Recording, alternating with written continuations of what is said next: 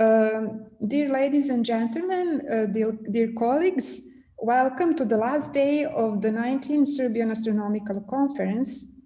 And we have announcement that the first lecture will be actually extension from the yesterday of cosmological section, and we are privileged to have Professor Vera Gluščević with us today.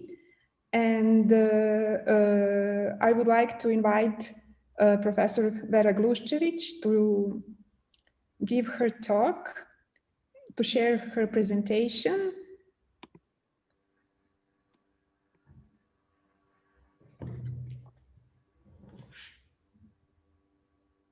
One second. It is okay, we have a time.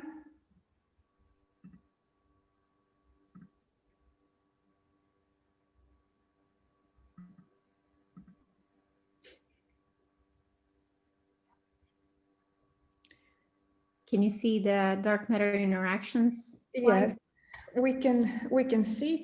We're very proud as a Department of Astronomy. Professor Vera Gluščević is our alumni.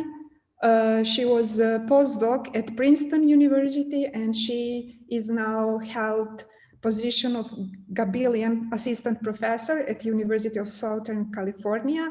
And her talk will be related to exciting topic related to dark matter interactions throughout cosmic history. Vera, you are more than welcome. Thank you, Angelika. It's really a pleasure to be here. I just want to take a second to thank the organizers for putting all of this together in such a challenging time. But it is really nice to see all of your faces for those of you who have cameras on. So I'm going to be talking about dark matter interactions as a way to understand the nature of dark matter. And I just want to check before I begin, how much time do I have, given that you have 30 minutes, okay. And we can leave actually 5 minutes for questions. So it is 25 plus 5 minutes of questions. You're welcome. All right. So a big portion of understanding what dark matter is, if it is new particles, is to understand how it fits into the standard model of particle physics, and in particular, how it interacts with itself, but also with other particles. So in a sense, we try to attack the nature of dark matter, to unpack the nature of dark matter and understand its interactions by approaching this problem from several different directions. And this is a cartoon that kind of depicts the various different approaches, from direct detection to indirect detection in astrophysical observations to production in colliders and so on. And I'm going to be talking about cosmological probes of dark matter physics.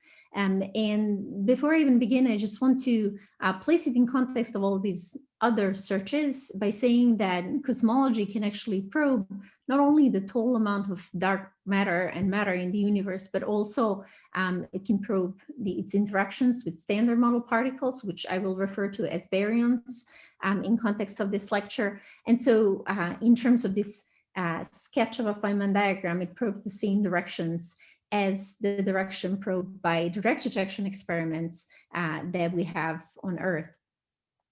So for the rest of the talk, I will focus specifically on interactions between dark matter and baryons. Now, in standard cosmology, there is no interactions between a dark matter fluid and the photon baryon fluid in the early universe. However, if there is elastic scattering between dark matter particles and particles like protons, then both the protons and the dark matter fluid will experience a drag force. And so the baryonic acoustic oscillations that are happening in the early universe will be damped. So in other words, more technically, there will be a heat and momentum transfer between dark matter and baryons. And this heat and momentum transfer affects both the thermal history of the universe, but it can also affect density perturbations and change the matter distribution in the universe. So on the left-hand side, without going into the details of equations, I just wanted to sort of show really quickly the main equations that are changed due to this momentum transfer. The momentum transfer rate in these equations is denoted as R chi, where chi stands for dark matter. So if you have heat and momentum transfer, both the temperature of dark matter is no longer effectively zero. It is coupled to the temperature of baryons and can change the temperature of baryons away from the standard lambda CDM cosmology value. But also the momentum transfer will modify the linear Boltzmann equations that control the evolution of the density and velocity perturbations in the early universe. And this change in the Boltzmann equations and this effect on the matter distribution is illustrated in figures on the right. So if you look at the linear matter power spectrum that's shown in the top panel, you have the black line that corresponds to the standard cosmology, but in a cosmology where dark matter experiences interactions with protons, in this case, just for illustration, velocity independent contact interactions, so like billiard ball scattering, a type of effect, then the linear matter power spectrum will be suppressed progressively more towards smaller and smaller physical scales. So that corresponds to larger and larger values of this K, wave number K. In a cosmology with these interactions, you can also have the effect where there's some amount of dark acoustic oscillations. So if in the early universe dark matter and baryons coupled together, then dark matter is also forced partially to undergo acoustic oscillations while the coupling is strong enough. And this is why you see the dark acoustic features, these oscillatory features in the top panel on the right-hand side. Now, the change in the linear matter power spectrum gets propagated as to all the cosmological observables that capture in a statistical way the matter distribution in the universe. So for example, the CMB temperature power spectrum that's shown in the bottom panel inherits this kind of suppression from these interactions. So the black line in the bottom panel corresponds to the case of no scattering, where you have the cold collisionless dark matter, so the lambda CDM case. And then if you turn on the interactions, you end up suppressing power, again, progressively more as you go to larger and larger multiples or smaller angular scales in the CMB sky. So I'm going to talk about how we've used in several different projects these effects in order to put some of the most stringent astrophysical limits on dark matter baryon scattering to date. Now, as I mentioned, we can use a wide variety of cosmological observables to track this effect. And this is a cartoon that kind of captures the way I like to think about how different observables bring in different pieces of information in terms of searches for these dark matter baryon interactions. So on the vertical axis is the wave number K. And so as you go up, you're going towards observables that cover smaller and smaller physical scales. So you start from the CMB, anisotropy, and go all the way to small galaxies, dwarf galaxies that we see around Milky Way today. And on the x-axis, on the horizontal axis, is the redshift. So you have, CMB as the oldest signal we observe today, all the way to, on the right-hand side, the local universe, objects in the local universe. Now, if dark matter interacts with baryons in the early universe, then at some point, if these interactions decouple due to the Hubble expansion, they will not affect observables at late times, but might affect observables at early times. However, another way to think about this is to consider the fact that these different observables that capture the distribution of matter in the universe really map onto, like I said, different wave numbers, K. So they map onto different physical scales. And the smallest physical scales, perturbations on the smallest physical scales, were the first ones to enter cosmological horizon. and become subject to this causal physics of dark matter baryon scattering.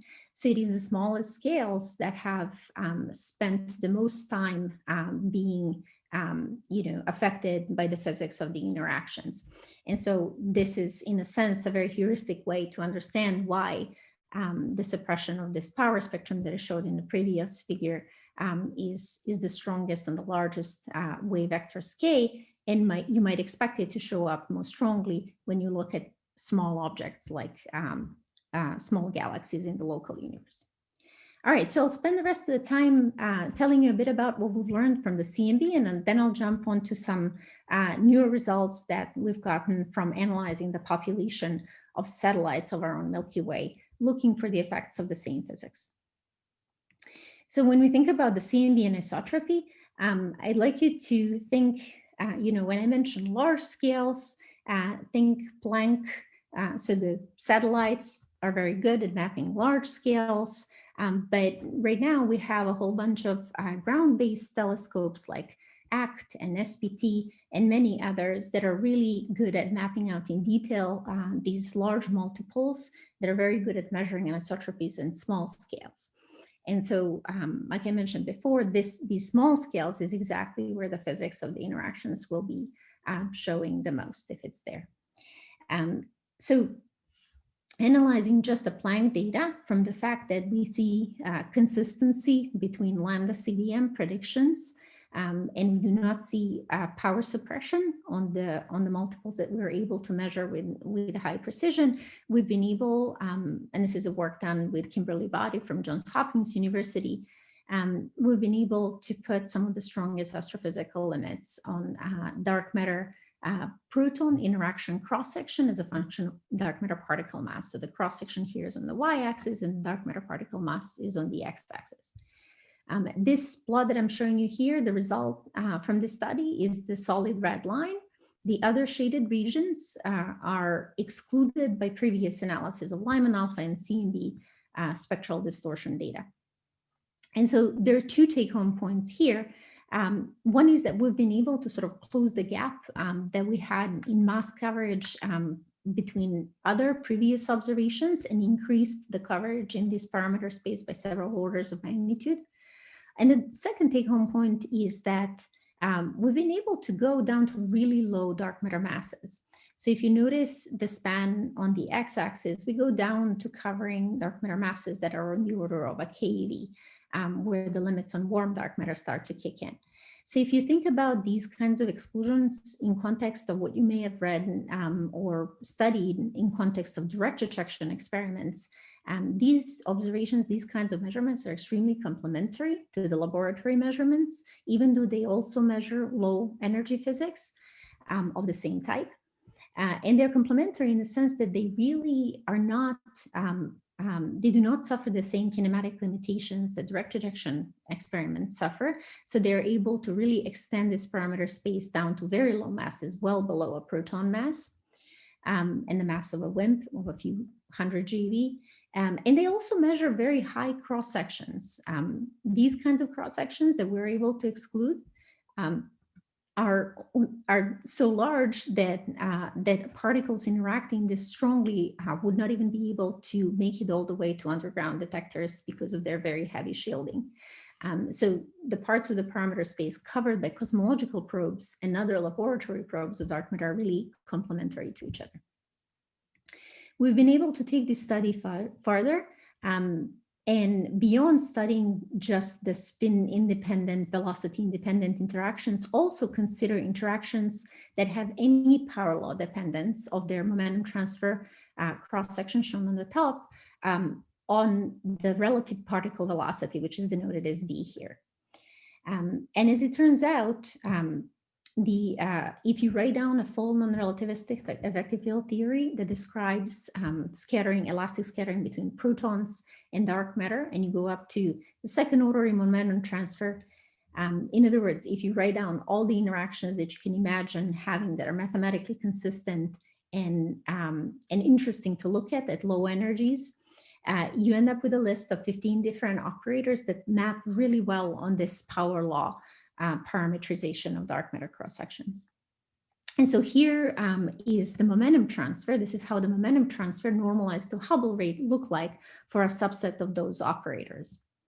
And what a take home from this plot is that for most these effective field theory operators, all the action happens here at early times. So most of the momentum transfer happens early on in cosmic history, well before recombination. And so very little effect is present at late times and in the present day universe. And so we've been able to fold this whole effective theory formalism into Boltzmann codes and kind of make a connection between phenomenology that's usually sought in direct detection experiments and cosmological probes. And we've been able to derive the first limits, very similar to what I showed you in the first plot on the effective theory of dark matter proton scattering. Now, these lines, I realize, are just lines in some parameter space you may not be familiar with, but just to put it in simple words, what these limits imply is that when the universe was about 1,000 years old, we now know from Planck measurements that less than 1 in 100,000 scatterings that every proton experienced could have been with dark matter particles. So this is the level of precision we have from just the cosmic microwave background, temperature, and isotropy. All right. Now, what's next? In the US, we have the community, the CMB community has kind of come together around several different next generation CMB projects. And I just want to mention very briefly 2 of them. One is a community-wide proposal that's called CMBS4, CMB Stage 4. It's a ground-based observatory. And then the second project is a privately funded Simons Observatory, which is currently being built in the Atacama Desert at the site of the ACT telescope. I'm a member of both collaborations, and for the Simons Observatory, I've been leading likelihood and analysis pipeline development. And we've been very hard at work doing forecasts for various interesting physics that we wish to look for. Dark matter baryon interactions, dark matter proton interactions are one of those science targets. And so here you see our projected sensitivities for, specifically I want to draw your attention for CMBS4 experiment, that's the dotted red line, where the current limits we have from Planck are shown in black. So we will be able to push down in the cross-section by another factor of about 20 or so. All right, for the rest of the time, I'd like to switch gears and talk a little bit about some newer work where we've used the measurements of the abundance of satellites over our own Milky Way to look for the same physics I've talked about. Now here on the left-hand side, I am showing that same linear matter power spectrum, but this time I have normalized the linear matter power spectrum in a cosmology with dark matter baryon scattering to the linear matter power spectrum in cold dark matter cosmology. So this is for those of you who deal in Boltzmann formalism, this is the transfer function squared for dark matter baryon scattering. And the different lines correspond to different interaction cross-sections. So again, there are 2 things to notice. One is that the interaction cross-section, if you have interactions, you end up with a cutoff in the power. And you have some characteristic K shown in vertical line here, below which the power is severely suppressed in comparison to lambda CDM cosmology. The second take home is that as you increase the cross-section, you move the cutoff to larger and larger scales. So you make the effects of this physics more and more visible, if you wish, to observables that trace larger and larger scales. Conversely, if you wish to look for smaller and smaller interaction cross-sections, you need to be able to access tracers of power on smaller and smaller scales. So now you can imagine that it's a good idea to maybe look at the abundance of satellite galaxies, of small galaxies that and try to figure out whether their population corresponds to a power spectrum with a cutoff, if we perhaps have a lack of them in comparison to lambda CDM, or if we know that their population corresponds to that to the predictions of lambda CDM, then we can perhaps put a limit on where this cutoff could be without us being able to see it with the current observations. Now, we've taken in another project that was led by a student who worked with me, Ethan Adler from Stanford. We've taken the full set of the full population of satellites seen by SDSS survey, and we've done the full likelihood analysis of the population to infer the limits on the interaction cross-section. But I want to take a few minutes to show you a neat analytic way to derive the same limit without having to resort to any simulations or any likelihood analysis. And as it turns out, this analytic approach works extremely well to derives a limit that's within a factor of a few of the full likelihood analysis limit. So this is a very busy slide. I will ask for a little bit of patience and bear with me as I parse it out. So I mentioned that we're looking at, in this case, velocity independent scattering, where most of the action happens in the early universe. So baryons and dark matter are interacting in the early universe, but the universe is expanding. And so once the momentum transfer, which is a function of the cross-section and the dark matter particle mass, these are my unknown parameters. I'm trying to measure them from the data. So momentum transfer at some point reaches the Hubble rate. Once it falls below the Hubble rate, these two fluids decouple. So I can figure out, given the interaction cross-section and the particle mass, what is the redshift, and I call it Z critical here, at which that happens. Now, all the perturbations that enter, all the perturbation modes that enter the horizon after the moment of decoupling are approximately no longer affected by the interactions. All of those that have entered before decoupling are suppressed. So going back to this plot, to the right are the modes of the perturbations that are suppressed. To the left are those that have entered once the decoupling has happened. So if I have the critical redshift, I can figure out the horizon size at that point, and that gives me the critical scale K here as a function of the cross-section at which this cutoff in linear power spectrum happens. Now I can use linear theory, and you can complain about it, but you will see it does work fairly well. I can use linear theory and figure out how much mass is enclosed within that physical scale. And that way I can get a mapping between the mass of the halos arising from that particular wave number at which the cutoff happens as a function of the interaction cross-section and dark matter particle mass. Now, all halos of smaller masses will be to the right of the cutoff, and they will be absent from the interacting cosmology.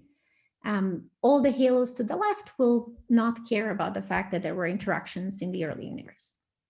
Now we have an upper limit on the minimum mass of halos that we know today to host satellite galaxies. From SDSS, this number was derived to be about 10 to the 8 solar masses. And so from that upper limit, we can put a bound on the interaction cross-section. And so translating this story into a bound on the interaction cross-section using SDSS and classical satellites, we've gotten the blue line here, again, in the same parameter space of cross-section and dark matter mass.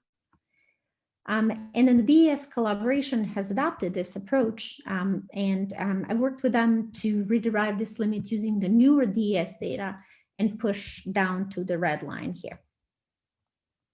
And here you will see that we're starting to chip off the region that is probed by the direct detection experiment. So we're starting to close the gap between in complementarity between these different approaches to the same physics.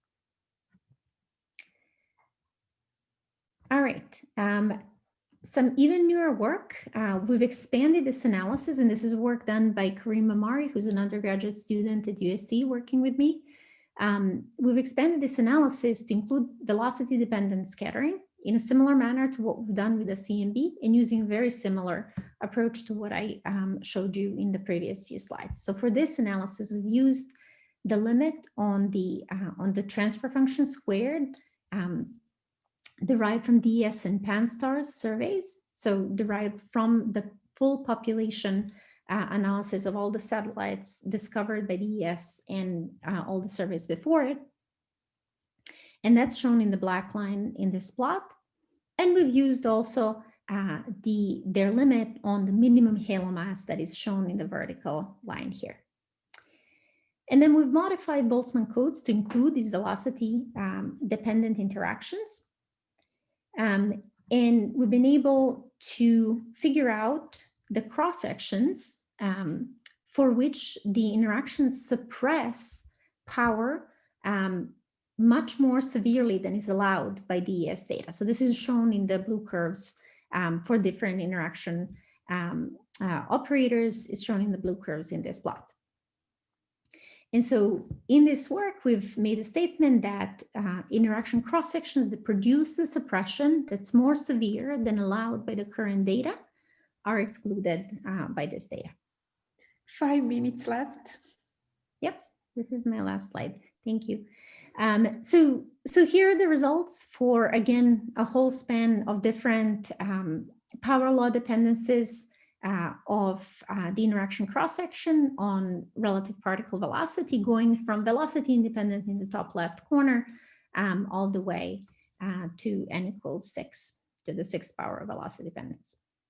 So once again, realizing that there are probably few particle physics modeling folks in the audience, I just want to translate this into simpler words. So what we've learned from this study that Karim led is that given that the population of satellite galaxies around the Milky Way is very consistent with lambda CDM predictions, we've been able, using this technique, to conclude that at the age of the universe of about 1 month, less than 1 scattering per day was happening for each proton with a dark matter particle, or otherwise there would be no satellites around the Milky Way as we see them today. So we've been able to derive 3 to 4 orders of magnitude improvement over all previous limits. All right, so in conclusion, these are my key points. I've talked about the CMB. CMB is extremely clean probe of dark matter interactions and dark matter physics. But near field cosmology and study of the populations of smaller objects, nonlinear objects, need to be modeled much more carefully than the CMB anisotropy, are very promising because they study smaller scales.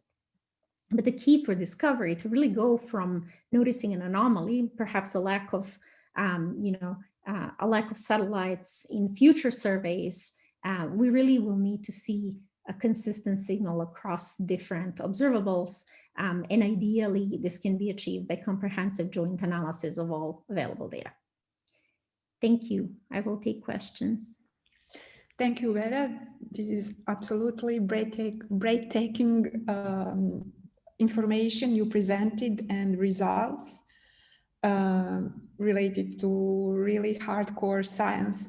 So is there any question or comments related to results? You can unmute yourself or just put through the chat. I have a question. Yes, please, Professor Žarko Mihajlović. It's very interesting, but I would like to say that I recently read a paper, that some new investigation of these pale galaxies. You said that usually pale galaxies, they change the structure of the galaxies, right? Yeah, there was a slide on that those galaxies which have a lot of dark matter, okay, that one, usually pale, okay, and they change the structures, suppress the structures, okay, on a small scale. But I read recently that they found some new measurements that in fact the distribution of dark matter in these types of galaxies is as in other galaxies. Do you know about that paper? Anything? Yeah. Yeah. So how do you explain then this conclusion you stated here with that fact? Thank you for the question. So this study, none of what I have talked about has relied in any way on the distribution of dark matter within galaxies. The only thing that it relies on is the mere existence of these galaxies.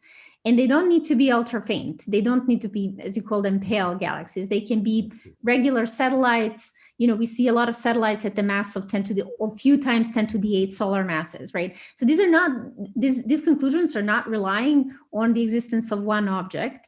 In that sense, they are actually taking into account the full population of them.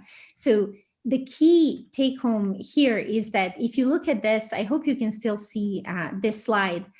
So these small galaxies are born out of the perturbations on scales that correspond to Ks of about 30, something down here, okay? Now, if you had the interactions that do this to the matter power spectrum, that cut it off like that first line here, you would have no perturbations left. Things would be very smooth at the scales that were supposed to give birth to these small galaxies. So if you tell me that we see one of them in the universe, in the local universe, I'm exaggerating a little bit. We can discuss that later. But if you tell me you see one of them, that disproves the universe in which the interactions are this strong, right? So it's really the existence of these galaxies we have not taken into account, although that is really interesting. We have not taken into account the distribution of matter within the galaxies. We have not studied galaxy profiles at all. I see. Okay, thank you. You're welcome. Thank you. Any other question, comment for Vera?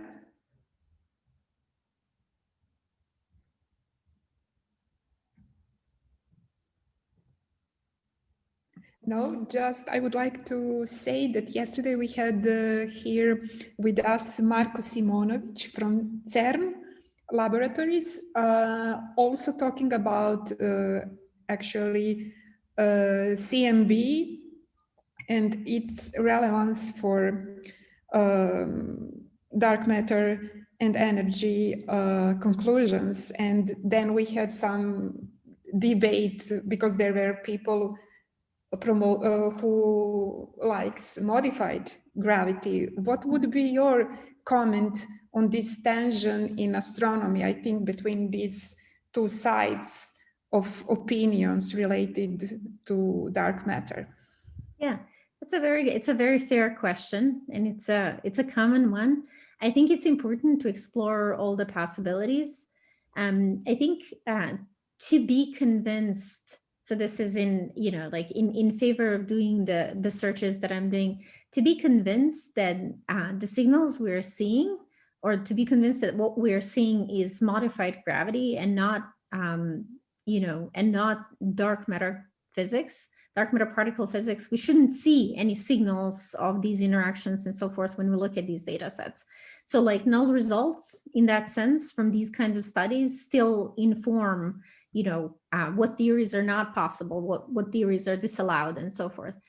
So I think it's worth covering all the possibilities, but I think it's, you know, it's worth searching for the physics that we think is fairly likely. And I'm also of the opinion that, you know, dark matter explanation for what looks like dark matter is kind of the simplest explanation, and it'll be interesting to see if things are a lot more complicated than that, if gravity is modified and also there's some new particles and so forth. Thank you so much, Vera. I am glad to hear that the dark matter theory can satisfy Occam razor in theories, and that it is much simpler than to modify mathematically gravity. So thank you once again for your excellent talk and for your time, and wish you successful work, and hope to see you in Belgrade because we have been talking about this. Thank you once again. Thank you. Thank you so much. It's been great to be here. Thank you. And now organizers would like to ask the chair of the next session, Professor Goran Damjanovic, to take over the conference and start the session related to the history of the astronomy. And I would like to invite Professor Milan Dimitrievich to share the screen and the presentation.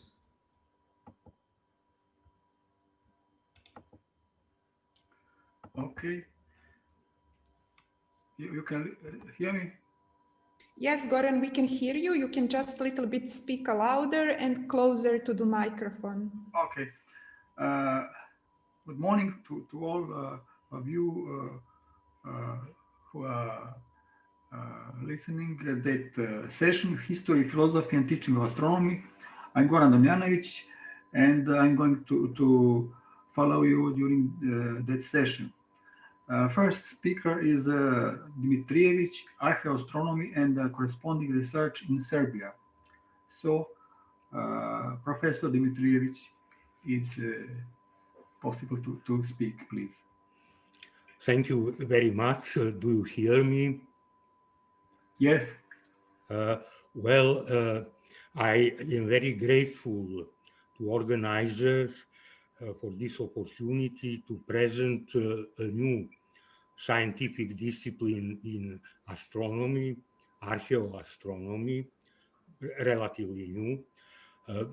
There are several definitions what it is.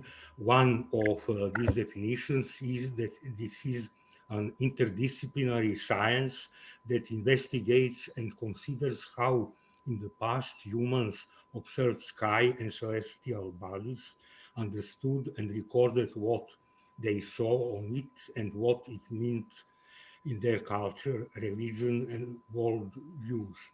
Aveni, one of the fathers of archaeoastronomy, defines this discipline as the study of the practice and use of astronomy among the ancient world cultures, based on all accessible forms or evidence, written and unwritten. Another father, Clive Ruggles, considers that the word old can be omitted in order to include in definition and ethnoastronomy. Archaeoastronomy uses a number of different methods: archaeological methods, anthropological, astronomical, statistical, probabilistic, historical, geodetic. And it has been particularly developed over the last 50 years. The very name archaeoastronomy first was used by Elizabeth Chesley Beatty in 1973. Practically, the birth of archaeoastronomy was an international conference organized in Oxford in 1981, which brought together researchers from around the world. And this was the beginning. They try to establish methodology, terminology, way of investigation, and it was a complete division between European archaeoastronomers and American, because European, they based methodology on artifacts, also on statistics. For example, if one grave is oriented in one direction, this is maybe coincidence, but if majority of graves of churches, of temples are in direction oriented towards some point, then it is maybe true.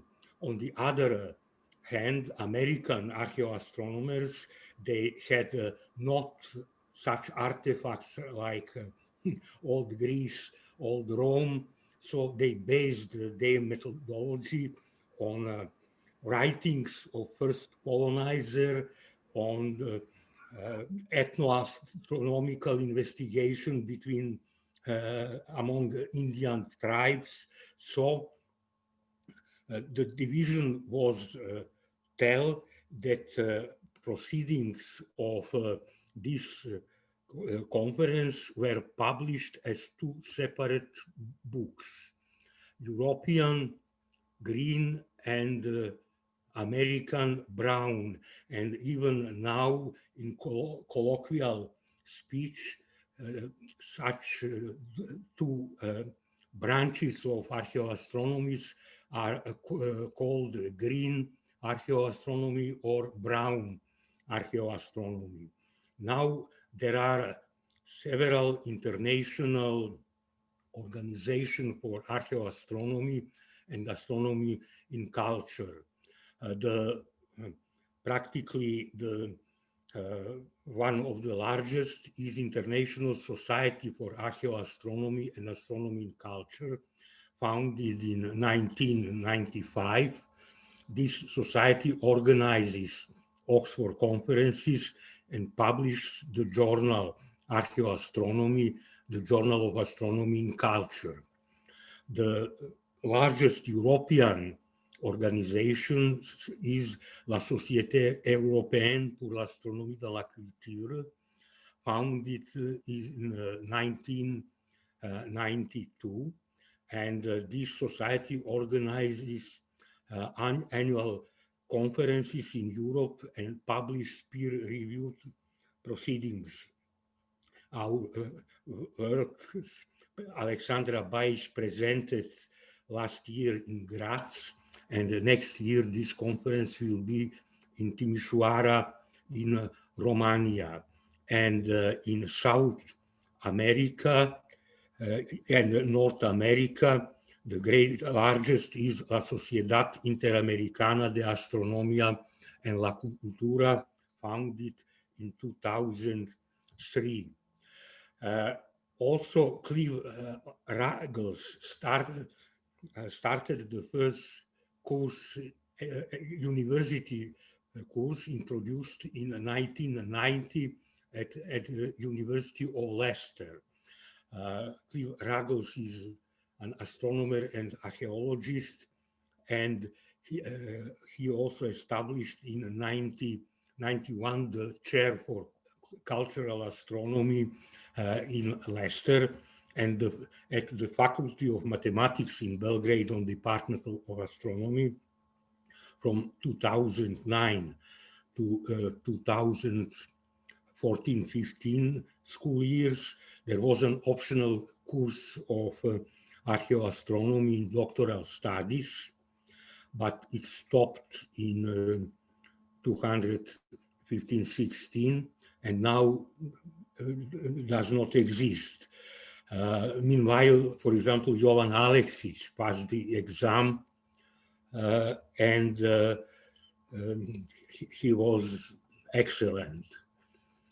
The basic sources that provide us with information about how humans interacted with the sky and celestial phenomena are, first of all, significant directions and orientations of particular constructions, then different objects, archaeological objects, or then ethnographic research, calendars, written sources, myths, and cosmologies.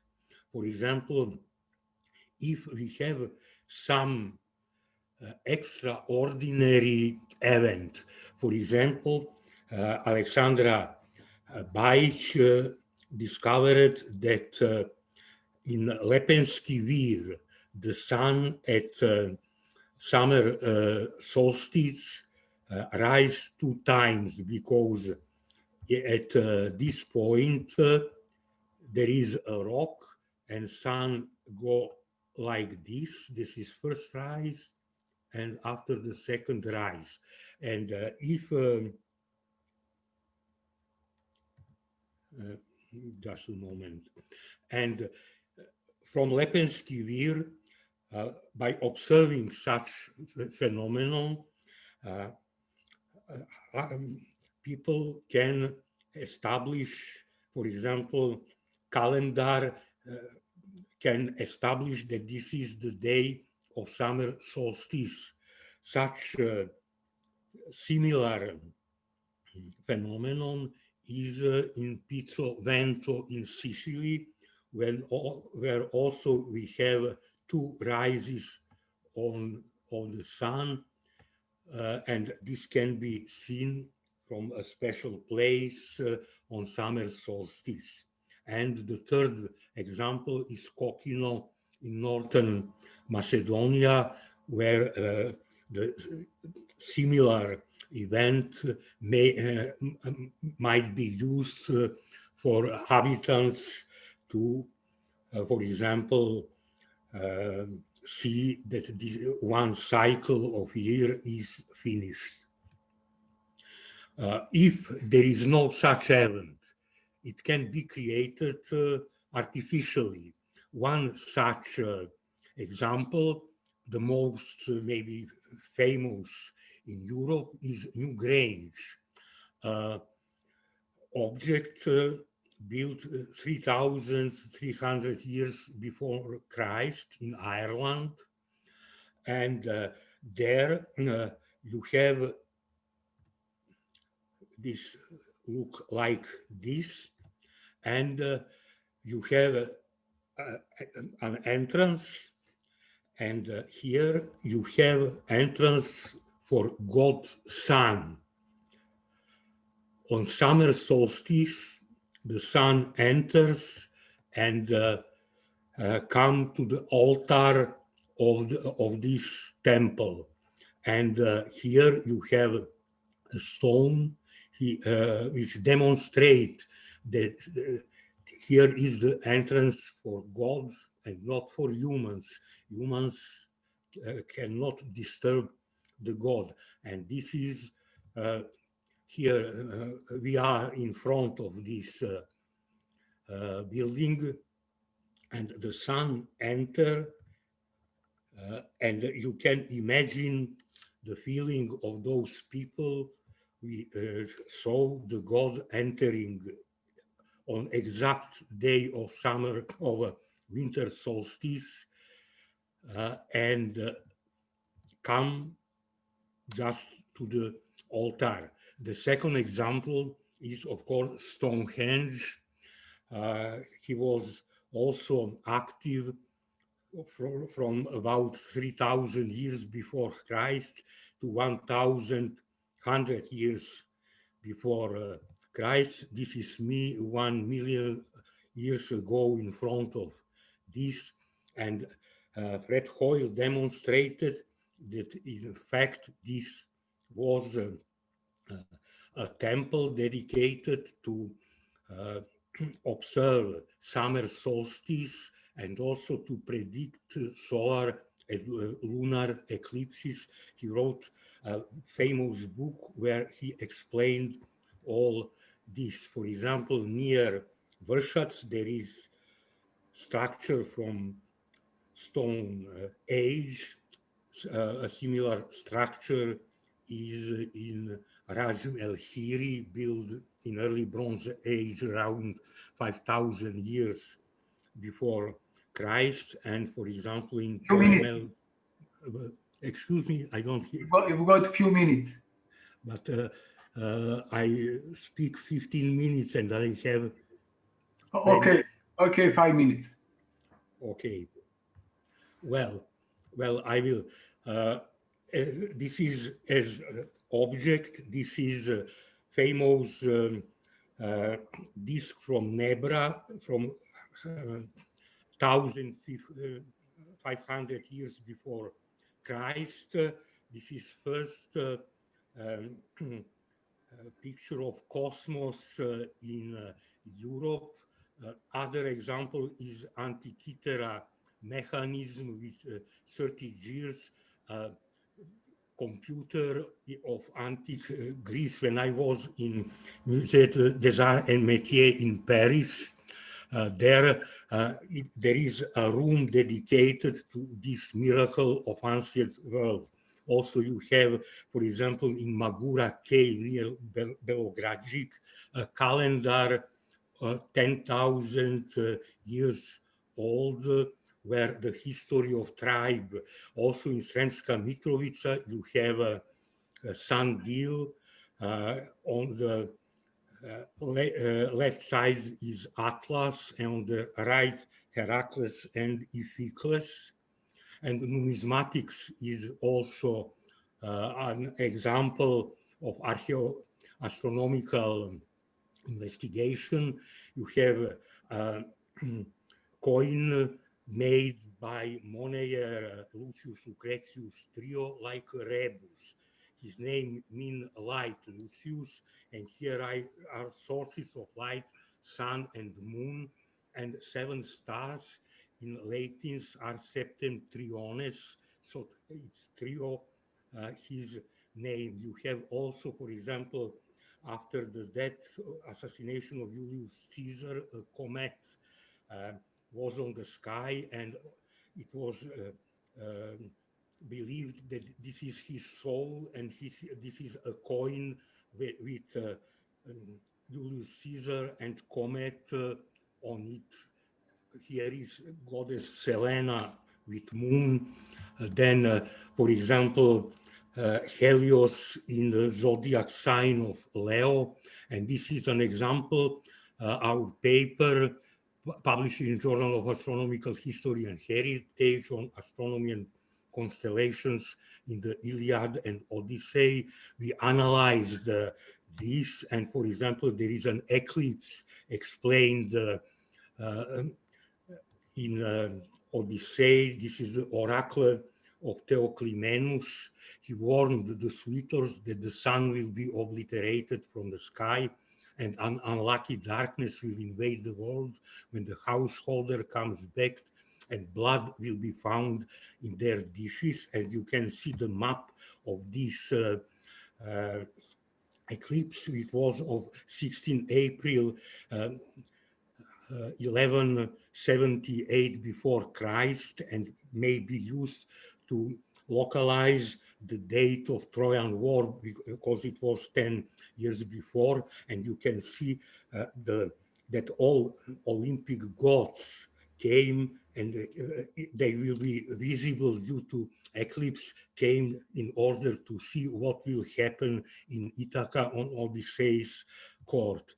So in Serbia, the beginnings was 1984 7th National Conference on Yugoslav Astronomers, 1998 session Astronomy and Archaeology and Culture and 4th Yugoslav-Romanian Astronomical Conference, 1996 Andor Vince, Boris Slavjovanovic, Istvan Vince, Oliver Vince, Astronomical Orientations of Grave and Skeletons in Gomolava and Mokrin paper. 1996 was created a group for archaeoastronomy, which was active about 1 year. Then optional course of archaeoastronomy. In 2014, Alexandra Bajic and Hristvoje Pavlović begin the first archaeoastronomical investigations in Lepenski Vir, and in this year, Society for Archaeoastronomical and Astronomical Investigation, Lašići, was created. And this is a book on Neolithic village and settlement Belica, in which is analyzed astronomical aspects of this prehistorical settlement. Now there are a lot of books of archaeoastronomy because this is now, for example, very developed science especially in Greece and Bulgaria. In Serbia, not so much. So that I thank you for attention and for this opportunity to present to you this new discipline. Thank you. Thank you for nice and interesting presentation. Now, please, some questions.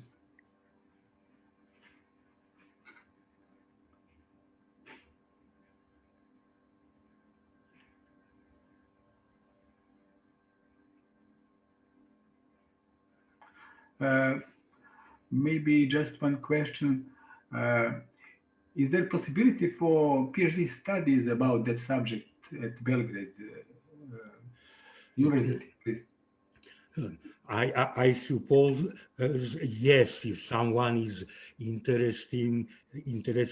I mean, such studies exist in the world. For example, there is, I think, Feinbeck, a very interesting book, which originally was PhD studies about astronomy in ancient and medieval numismatics.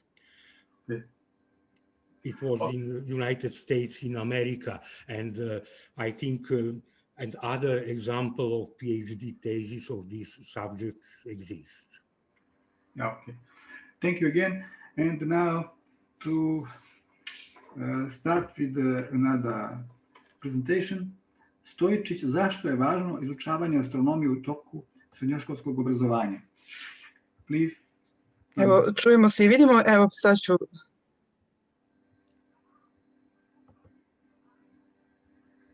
da podelim prezentaciju. Evo.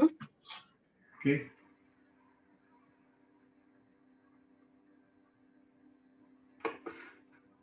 Jel vidimo sve, sad je u redu? Yes. Tako. Ja sam Biljana Stojičić, profesor fizike u Zemunskoj gimnaziji i kroz ovo predavanje ću podeliti sa vama iskustvo koje imam u nastavi astronomije poslednjih 25 godina koliko radim u Zemunskoj gimnaziji. Sve to je zapravo skupljeno u nekoliko odgovora zašto je važno izučavanje astronomije u toku srednjoškolskog obrazovanja. Kratko bih se samo osvrnula na nastavu astronomije u našim školama, srednjim školama. Najozbiljniji programi astronomije se izučavaju u gimnazijama prirodno-matematičkog smera, gde u 4. razredu gimnazije učenici imaju 1 čas nedeljno nastavu astronomije i to u okviru predmeta fizika. U matematičkoj gimnaziji takođe imaju 1 čas nedeljno u 4. razredu, ali je to poseban predmet, a najširi program u našoj zemlji iz astronomije na srednjoškolskom nivou izučavaju učenici gimnazije za učenike sa posebnim sposobnostima za fiziku, koji u 4. razredu imaju poseban predmet sa 2 časa nedeljno, a naziv predmeta je Osnovi astronomije i astrofizike. Nastavu astronomije u našim školama realizuju pored astronoma i astrofizičara i profesori fizike i sa jedne strane to može biti jako korisno iskustvo jer mi sa tom decom radimo 3 godine i u 4. godini se srećemo sa istim učenicima u okviru nastave astronomije. Ono što prvo možemo uočiti u nastavi astronomije i kada se susretnemo sa đacima u 4. razredu gimnazije je izuzetna zainteresovanost učenika za tu temu. Čak učenici koji u prethodne 3 godine su bili prilično nezainteresovani i za učenje fizike i za aktivnosti u školi, tu bi se obično probudili. Tako da je to jedna sjajna osnova polazna za sve ono što možemo da uradimo kroz nastavu astronomije. Ono što prvo možemo uraditi to je, i što se prvo uočava je da je zapravo moguće kroz nastavu astronomije u tom 4. razredu na prirodno-matematičkom smeru ponoviti potpuno gradivo fizike iz prethodne 3 godine. Kada proučujemo kretanje planeta, mi zapravo ponavljamo mehaniku. Kada govorimo o posmatračkoj astronomiji, ponavljamo optiku i tako dalje. To ponavljanje gradiva iz prethodnih godina nije puko formalno ponavljanje sadržaja. To su sad učenici koji su praktično maturanti, imaju puno znanja i iz fizike i iz drugih predmeta, naročito matematike, tako da je to ponavljanje na jednom kvalitativno višem nivou. Sada govorimo o konceptima u nauci, o osnovnim tokovima i to je sasvim drugačiji nivo razumevanja tih nauka u odnosu recimo na 1. razred kada se prvi put srećemo sa njima. Ono što je karakteristika astronomije i istraživanja u astronomiji je pažljivo posmatranje pojava i njihovo analiziranje. Ako uspemo da kod učenika kroz nastavu astronomije probudimo takav pristup, mislim da smo dosta toga uradili. I to bi bio u stvari jedan od najvažnijih aspekata nastave astronomije, da pokušamo da kod učenika izazovemo to stanje istraživanja koje podrazumeva pažljivo posmatranje i analiziranje. Kada se susretimo na početku 4. godine sa astronomijom, prvo što sa učenicima razmatramo je jedan kratak istorijski razvoj astronomije. I ono što njih obično iznenadi je saznanje do kojih su dolazili stari narodi. narodi koji nisu imali velika tehnička pomagala, koji nisu imali nikakvu tehničku podršku, koji su samo zahvaljujući tom pažljivom posmatranju, analiziranju dolazili do vrlo važnih rezultata u svom posmatranju sveta u kojem jesu. To može motivisati učenike da i oni pristupe takvom jednom načinu posmatranja. Ono što je još karakteristika astronomije, svima dobro poznata, je to je interdisciplinarna nauka i kao takva ona pruža izuzetnu mogućnost za primjenu integrativne nastave. Mi se u školama jako zalažemo za integrativnu nastavu, ali je to u praksi jako teško realizovati. Međutim, sama priroda nauke astronomije je takva da prirodno možemo realizovati integrativnu nastavu, povezivanjem sa svim mogućim predmetima. Pored toga, još na kraju bih naglasila da nastava astronomije pruža mogućnost za realizaciju projektne nastave. I u radu ću prikazati nekoliko primera iz iskustva u našoj školi, a i neke primere koji se mogu realizovati i za koje se nadam da ćemo ih realizovati u budućnosti. Pre svega to je Eratostheneov eksperiment, onda određivanje lokalnog meridijana, unutrašnji meridijan, paralelni globusi i simulacija petlji. Pa ću ukratko reći o svakom od ovih primera. Eratostheneov eksperiment je nešto što je svima jako dobro poznato. Jedan od najstarijih eksperimenata u istoriji nauke i on zaista ne zastareva. Svojom lepotom, jednostavnošću on pleni i današnje učenike. Ono što možemo iskoristiti radeći Eratostheneov eksperiment je okupljanje u okviru platforme Eratostheneov eksperiment, gde se zapravo iz godine u godinu učenici najrazličitijih nivoa uzrasta i obrazovanja okupljaju i pokušavaju da simuliraju stanje u kojem je bio Eratosfen kada je merio obim zemlje. Oni preko te platforme razmenjuju rezultate do kojih su došli, mogu da sarađuju i u toku samog merenja i taj proces zaista može biti vrlo inspirativan za učenike. Mi smo u gimnaziji obavili takvo merenje 2017. godine i prateći uputstva sa platforme odredili smo prečnik zemlje. Koristili smo vreme lokalnog podneva. Postoji jako veliki broj sajtova gde se mogu ti podaci preuzeti i ono što smo mi koristili u našem radu, postoje dve opcije, ili da sarađujemo sa nekom školom, grupom učenika koji se geografski nalaze na istom meridijanu kao i naša škola, ili da jednostavno sa mape preuzimamo rastojanje do ekvatora. Mi smo se opredelili za ovu drugu opciju i rezultat do koga smo došli je bio da je poluprečnik zemlje 6580 km. Sledeći primer moguće aktivnosti u okviru nastave astronomije je određivanje lokalnog meridijana. Taj metod je poznat još iz vremena starih naroda. Jedino što nam je potrebno je štap koji ćemo postaviti vertikalno.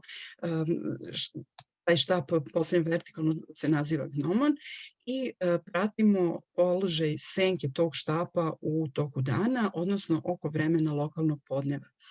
I ove fotografije koje možete vidjeti na slajdu su zapravo nastale u takvom jednoj aktivnosti u Zemunskoj gimnaziji. To je na jednoj terasi nad unutrašnjim dvorištem naše škole, gde smo u toku jednog dana, u toku aprila, određivali položaj lokalnog meridijana. Kada se postavi gnomon, obeleži se kružnica čiji je poluprečnik jednak dužini senke u početnom trenutku i u određenim vremenskim intervalima se obeležavaju položeni senke, što se vidi na drugoj fotografiji.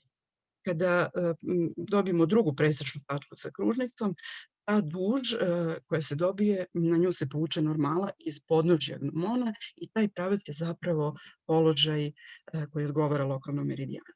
Ono što je važno reći da je u trenutku lokalnog podneva sunce na jugu, a senka gnomona je orijentisana prema severu. Ovde vidimo konačan rezultat kakav smo dobili, lokalni meridijan obeležen na terasi naše škole. Ono što bi bio sledeći predlog za mogući projekat u okviru nastave astronomije, to je primer takozvanih paralelnih globusa. Paralelni globus omogućava da posmatrač na zemlji vidi ono trenutno osunčanje Zemlje kako bi ga video posmatrač iz Vacionskog broda. Uslov za to je da globus bude postavljen tako da njegova osa bude paralelna osi Zemlje na tom mestu. Zapravo, prvo što se uradi je obeležavanje lokalnog meridijana i postavljanje globusa u odgovarajući položaj. Mesto u kojem se vrši posmatranje se pronađe na globusu i globus se postavi tako da to mesto bude na vrhu. Na ovoj fotografiji vidimo jedan takav globus koji je u Parku nauke u Šapcu postavljen. To je u okviru Centra za stručno usavršavanje i kao što vidimo to je jedan ozbiljan graditeljski poduhvat i to je nešto što teško može da bude realizovano u svakoj školi. Međutim, moguće je rešenje koje je prihvatljivo bukvalno za svako. Inače, globus, kakav vidimo u Šapcu, je pomenut pod nazivom Dan, noć i godina globus. Znači, to je još jedan naziv koji srećemo za paralelni globus. Time se sugeriše u stvari šta se sve može posmatrati sa ovakvim globusom. Promene u toku dana, osunčanja, godišnje promene i tako dalje. Rešenje koje smo mi primenili u Zemunskoj gimnaziji u aprilu 2018. je sledeće. Vrlo jednostavno, uzimamo običan geografski globus, koristimo slamčice plastične od soka, plastelin i postavljamo ih tako da se nalaze na meridijanu mesta u kojem merimo. Obeležen je ekvator i u ovom slučaju koristili smo jednostavniji metod za određivanje lokalnog meridijana, pošto su nam podaci o lokalnom podnevu dostupni, postavlja se gnomon i u trenutku kada je lokalno podne što preuzimamo sa odgovarajućih sajtova, senka tog gnomona pokazuje nam pravac lokalnog meridijana. Globus se postavlja i posmatra u toku dana. Na ove dve fotografije možemo vidjeti kako je izgledao u trenutku lokalnog podneva i vidimo da su senke štapića potpuno poklopljene sa lokalnim meridijanom. Na sledećoj fotografiji, koja je nastala 65 minuta posle lokalnog podneva, vidimo da su senke štapića izmeštene i u toku dana kako bi posmatranje teklo mogli bi vidjeti sasvim drugačije slike. Ono što je bitno sa ovom idejom, to nije merenje koje može da se obavi samo u školi. U školi bi možda bilo dobro pokazati učenicima i upoznati ih sa metodom, a oni zapravo sva ta merenja mogu da obavljaju na svojim terasama, svojim dvorištima iz dana u dan tokom godine, što može biti zaista onako osnov jednog dobrog projekta. Kada je reč o paralelnim globusima, ove godine smo se uključili u program Network for Astronomy School Education. To je program čiji je osnovni cilj obrazovanje novih generacija nastavnika, ali i pružanje podrške onim nastavnicima koji već predaju astronomiju.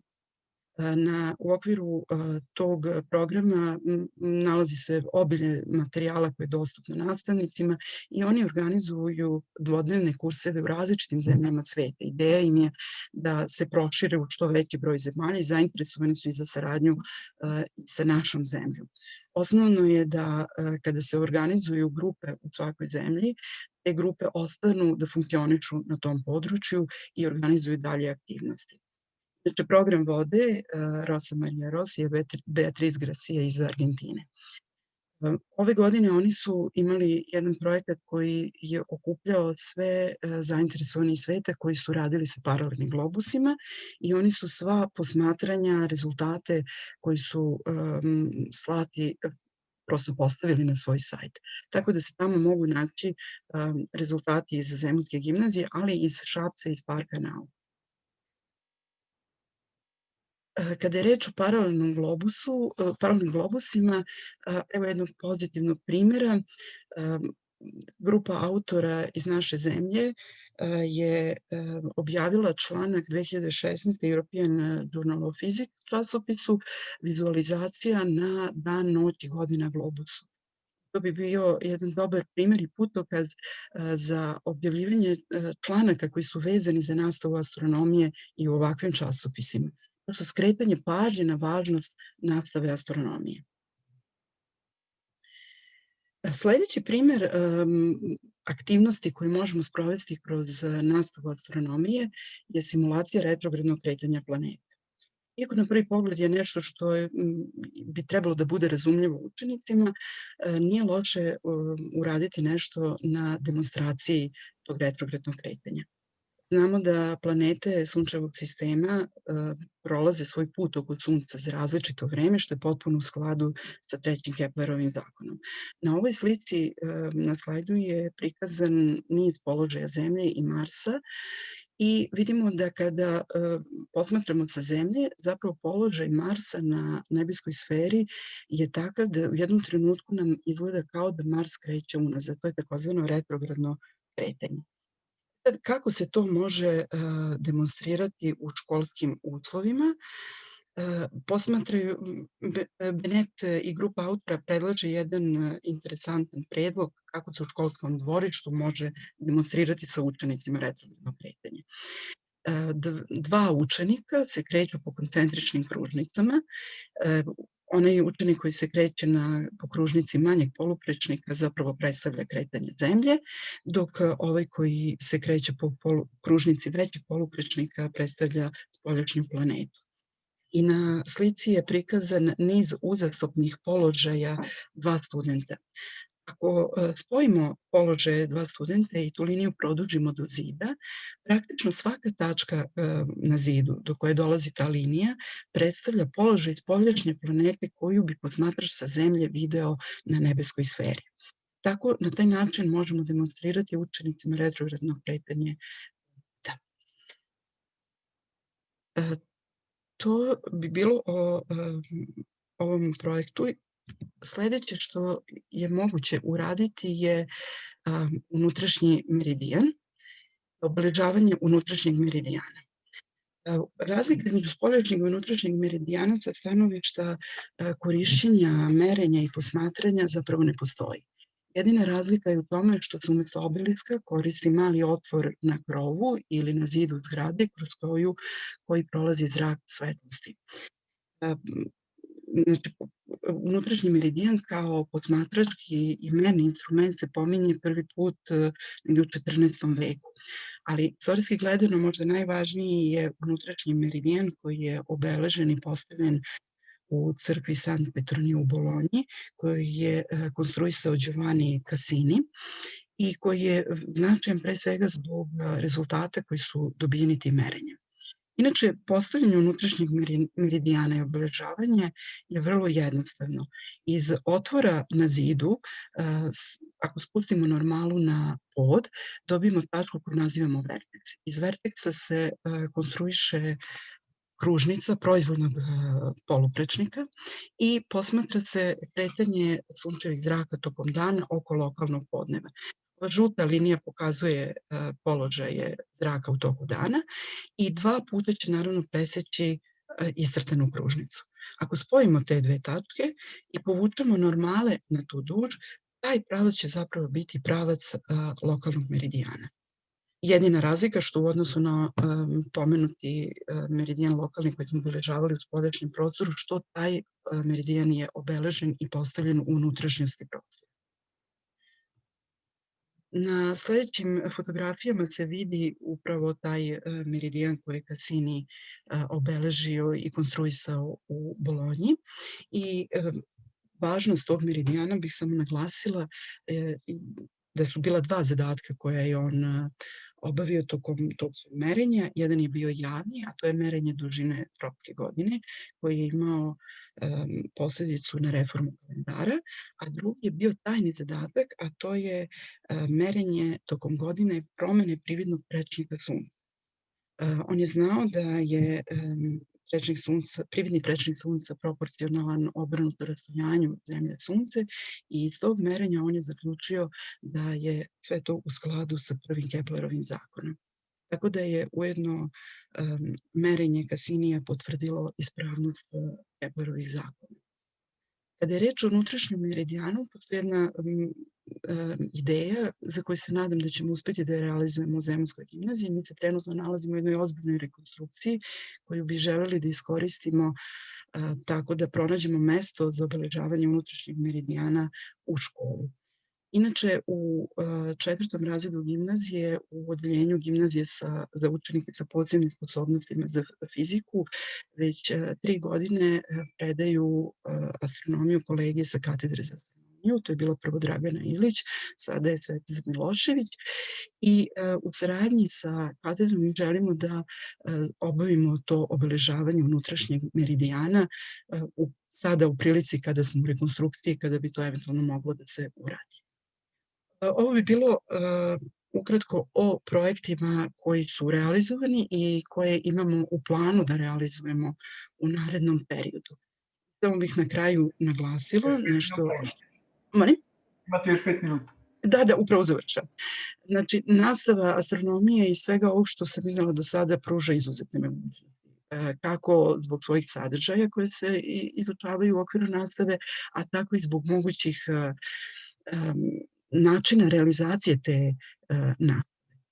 Ono što bih želela još da skrenem pažnju, to je da, iako sam napomenula ove grupe učenika koje imaju ozbiljne kurseve fizike i astronomije u toku svog školovanja, ogroman broj učenika u Srbiji zapravo ostaje uskraćen za te sadržaje.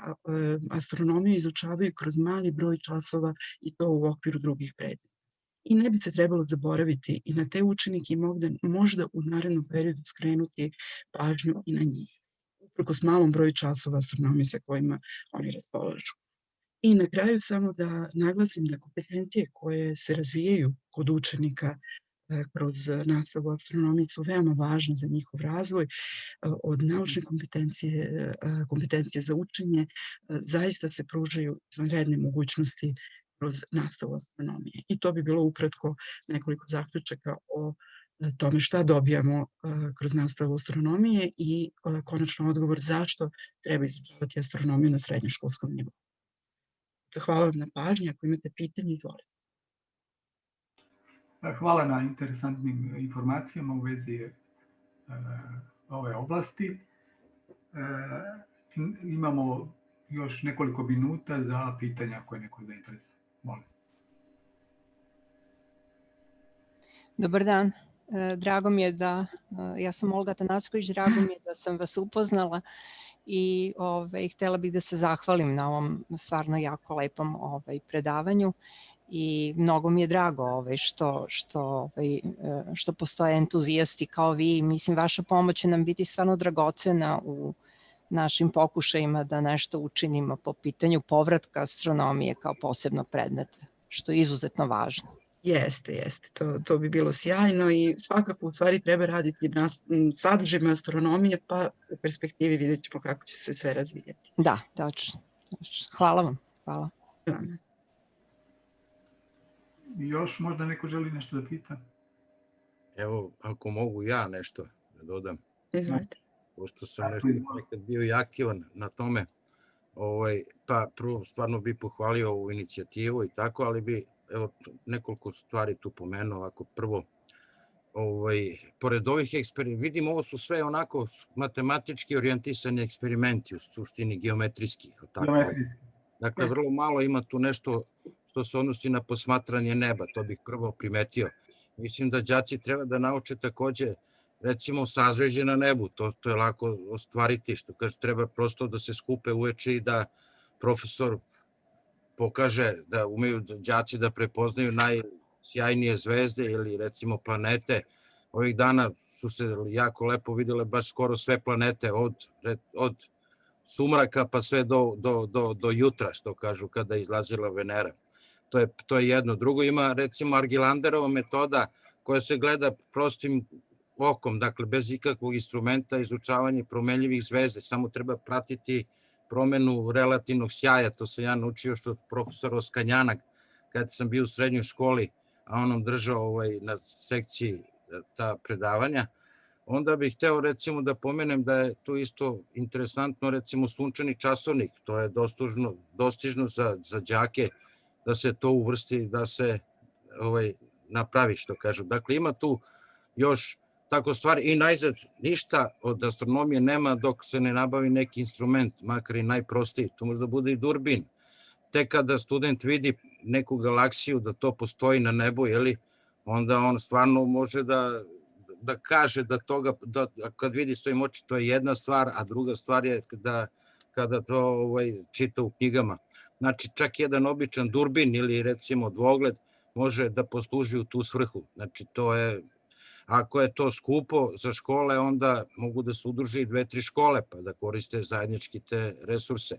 I najzad bih pomenuo i ovo, recimo, ja znam da je bila nekad astronomija kao poseban predmet, pa je ukinuta i sad je navodno to priključeno fizički, ali glavni problem je u nastavi fizike, tamo gde treba da bude astronomije, što zapravo profesori fizike najčešće ne predaju te astronomske sadržaje, nego predaju prosto, šta ja znam, mislim, nešto što nije astronomija, mislim, jeste fizika, ali nije astronomija, dakle, to je isto tako važno, nije to čak po meni ni važno da li treba da se uvede novi čas astronomije, odnosno odvojen čas astronomije, ali je važno, recimo, u tom fondu časova iz fizike, da stvarno se zna da je taj čas i to treba da piše u rasporedu časova, da je to astronomija i da će profesor predavati astronomiju. Evo, toliko, ja sam bio malo duži, ali to je par... Da, ja samo da se nadovežem na ovu žarkovu diskusiju.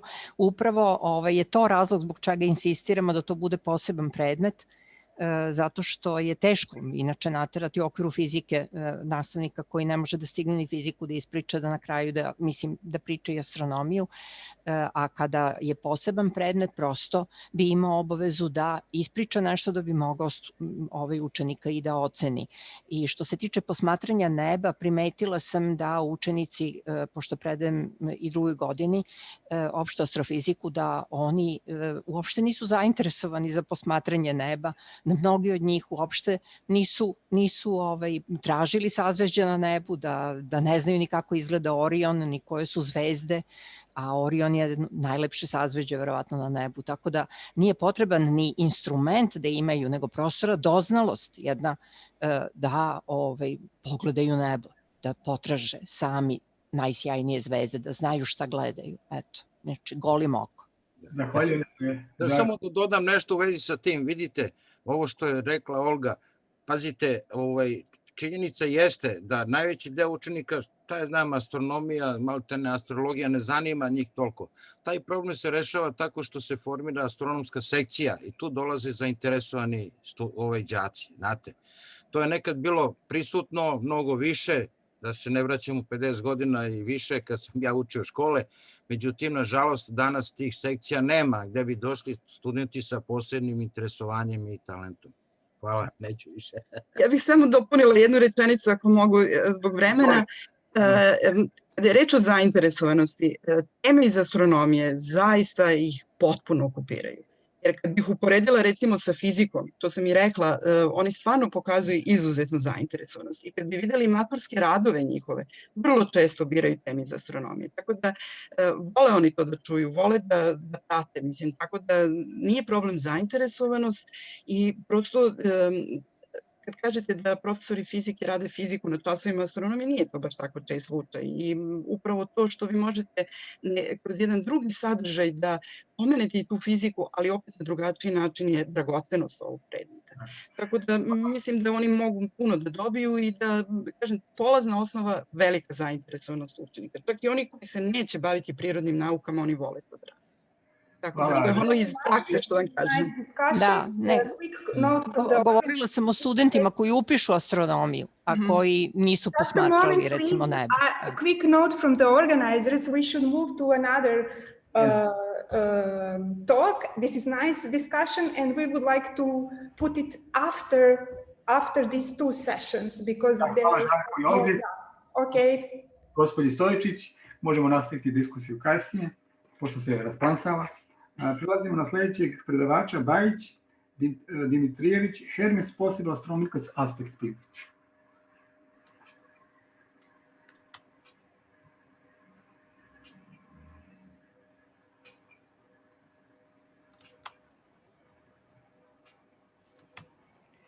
Da li se čujemo, da li se vidimo? Vidimo. Ne vidimo. Možete da otvorite prezentaciju samo je otvorite, nemojte je podizati u presenter mod.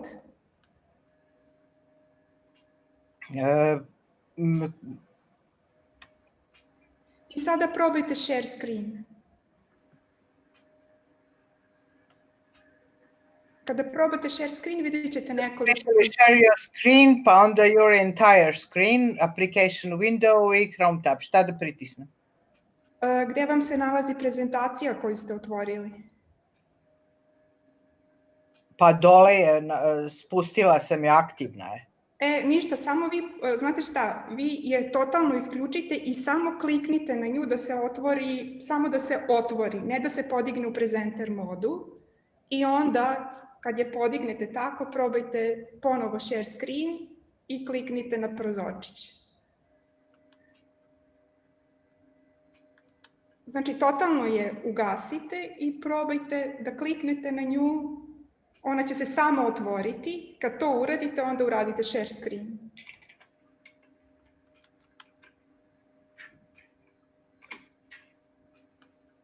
Dobro. Sad share screen. Probajte share screen i treba da vidite prozorčić gdje vam se nalazi prezentacija.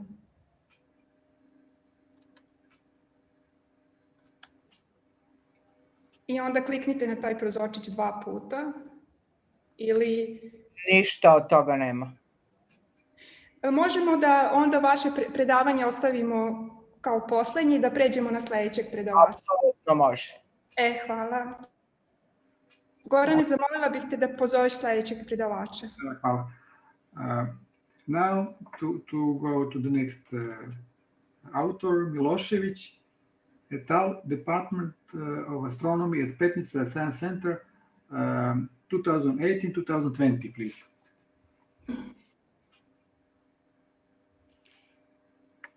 Just to unmute myself, then good morning to everyone. I will share my screen now. Okay. Do you see? Yeah. Okay. Okay, thank you. Then we can start. Okay, I will try to present you what we are working in Petnica, Department of Astronomy, with high school students and university students and primary school students, and I will also tell you something about those projects and so on. So let's begin. Petnica Science Center is actually located about 100 kilometers from Belgrade, near Valjeva in West Serbia, and we are working with high school students, university students, and primary school students. The main principle is education of students by other students. We actually try to make some kind of the atmosphere where will the students actually tell their own experience in Petnica and try to learn their younger friends of some techniques in astronomy and theory and so on. Also, this is a picture of Petnica from sky view. We have, I hope that you see this pointer. We have several buildings here. This is a pretty new center. It is rebuilt in about 8 years ago, and it started its work from 1982. This large building here is actually a restaurant, and we have a small museum near behind the restaurant. This tall building is actually labs of chemistry, biology, physics, and electronics. This building in the center, it's actually we have classrooms on each level, and this is technical stuff here, and this is library, yeah. And these tall buildings behind are actually hotel. So it's a pretty large center for this large complex in this part of Valjeva, and you can see the surroundings. It's a pretty nice nature, lake, and so on. And of course, we are planning. Actually, it's a plan for the future to make small observatory here on the top of the hill, but we have some issues with the local government and so on. So there are many departments in Petnica, and they are actually in 3 groups of departments. On the first place, I put this C group of mathematical and technical science because astronomy is in that group together with physics, electronics, mathematics, and computing. A big group of departments are actually biology, they are natural sciences, biology, biomedicine, chemistry and geology, and social sciences and humanities, anthropology, psychology, history and archaeology. And of course, from several years ago, we have a new seminar design, new program design. So astronomy is in this group of mathematical and technical sciences, and we are actually cooperating with all other seminars. We have some projects together and so on. So astronomy department is actually, we have two-year cycle of programs. First year, we are actually have 3 programs in winter, summer, and autumn, and we are introducing students with some basics of research in astronomy and some main topics of astronomy, from solar system to galaxies and universe and planetary physics and so on. So also, as we are learning them these elementary stuffs in astronomy, we also practicing some observational techniques, and they are learning to operate with telescope and with observing techniques and CCD reduction and so on. So in the second year of this cycle, we are actually working on some chosen topics of research. Every student actually choose their topic at the end of the year, and every student makes some proposal of research for the next year. And we have this some kind of working triangle. We have participant, a younger associate, which is that is mostly a student from the studies of astrophysics, but it also could be from physics and some other faculties. And we have a senior associate. So they are actually trying to make some kind of project that has its subject of research, some methodology and so on. It is actually imitation of the real research, but also it could be a very serious one. So these senior associates are mainly from Department of Astronomy, Faculty of Mathematics and Astronomical Observatory. But also we have associates from Faculty of Sciences from the University of Novi Sad, from the Mathematical Institute of Serbian Academy of Sciences and Arts, and also from CERN. For example, yesterday was Marko Simonovic was giving a talk, and he's also a senior associate. Then from International Institute for Advanced Studies in Trieste and Max Planck Institute for Solar System Research. And those people from these foreign institutes are mostly former participants of the program in Petnica. What are the subjects of these? What are the topics of this research? We have observational astronomy as one of the main fields of research, and we are observing some transits, variable stars, moon, and so on. We're trying to generate light curves, and then from that light curves try to extract some parameters of the system, of the variable star, or from the transit of the exoplanet, and so on.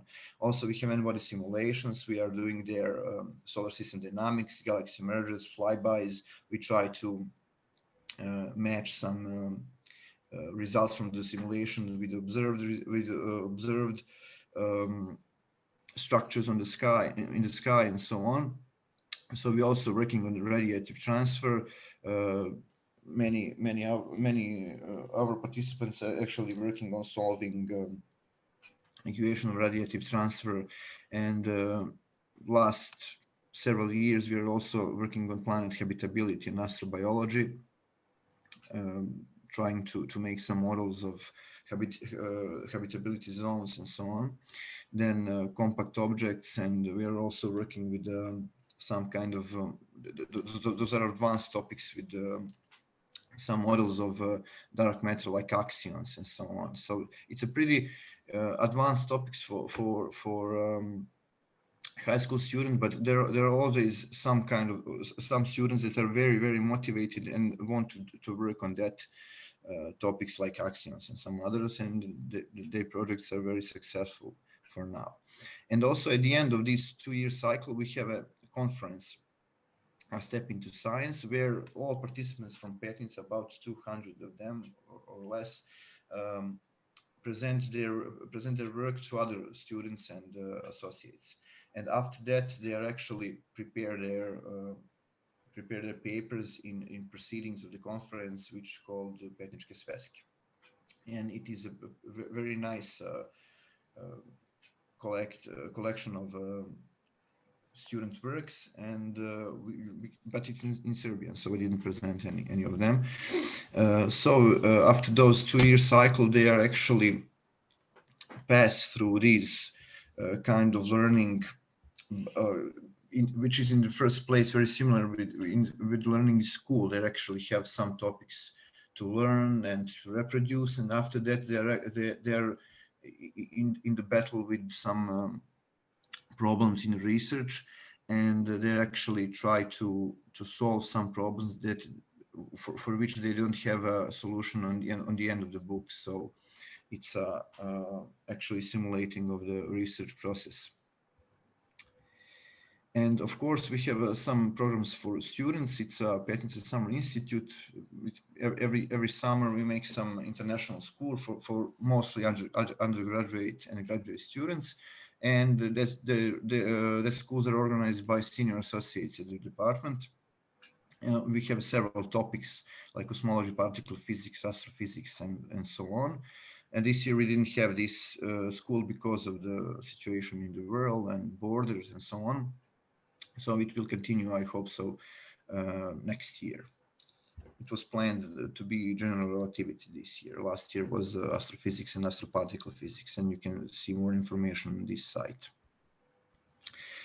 About equipment, we have we have a CCD camera, telescopes, and a new mount. And last several years, we have more projects from the observational astronomy after several years of not having them.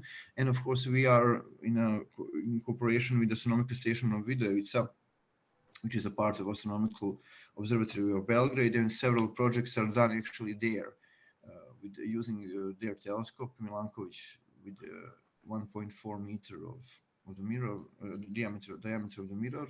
And so we have a rising number of observational projects. And 5 minutes, please. Yes, I'm finishing very soon. And also we are developing some observation techniques. We also had one project with DSLR photometry last year. And we also bought last year a computer, which we called Prometei, and we are running N-body simulations on this computer. So we have a pretty, for now, we have very good equipment for work with high school students, but also for associates can also use it for, I don't know, their master theses and so on. Some projects on their homework at the university.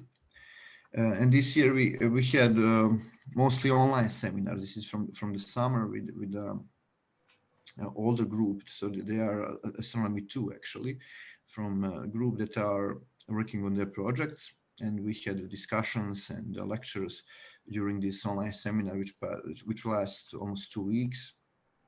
And every day we had discussion with them, and every mentor every day had discussion with his own student. This is also some snap from the Astronomy 1 seminars. On the top image, we see our associate Matej Bošković, who is giving a lecture in mathematics in Trieste on the table, and on the bottom image we have some workshop on CCD reduction, and that lecture gave Nikolina Milanovic in Jupiter Hub. And this is image actually from last seminar. It was in live in March this year, just a few days before we stopped everything because of Corona. So I would like to finish with this slide, and I hope that we will turn back to Petnica very soon. Thank you. Thank you, Stanislav. Now maybe there are some questions about it.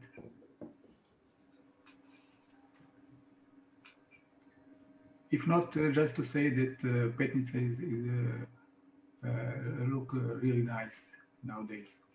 And to go to the next author, Mihailovic, Saturn, Serbian Journal on Astronomy from the Past, please.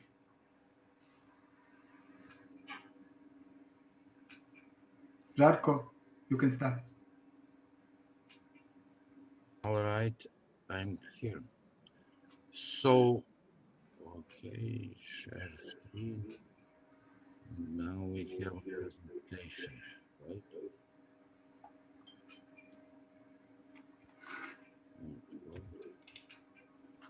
Can you see it? Yeah. Okay, fine. Probably just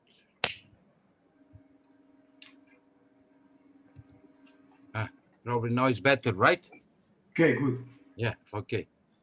So I will talk about the Saturn Serbian, probably the first, not probably, but for sure the first astronomical journal, a journal completely devoted to astronomy, which was published for 6 years just before the Second World War.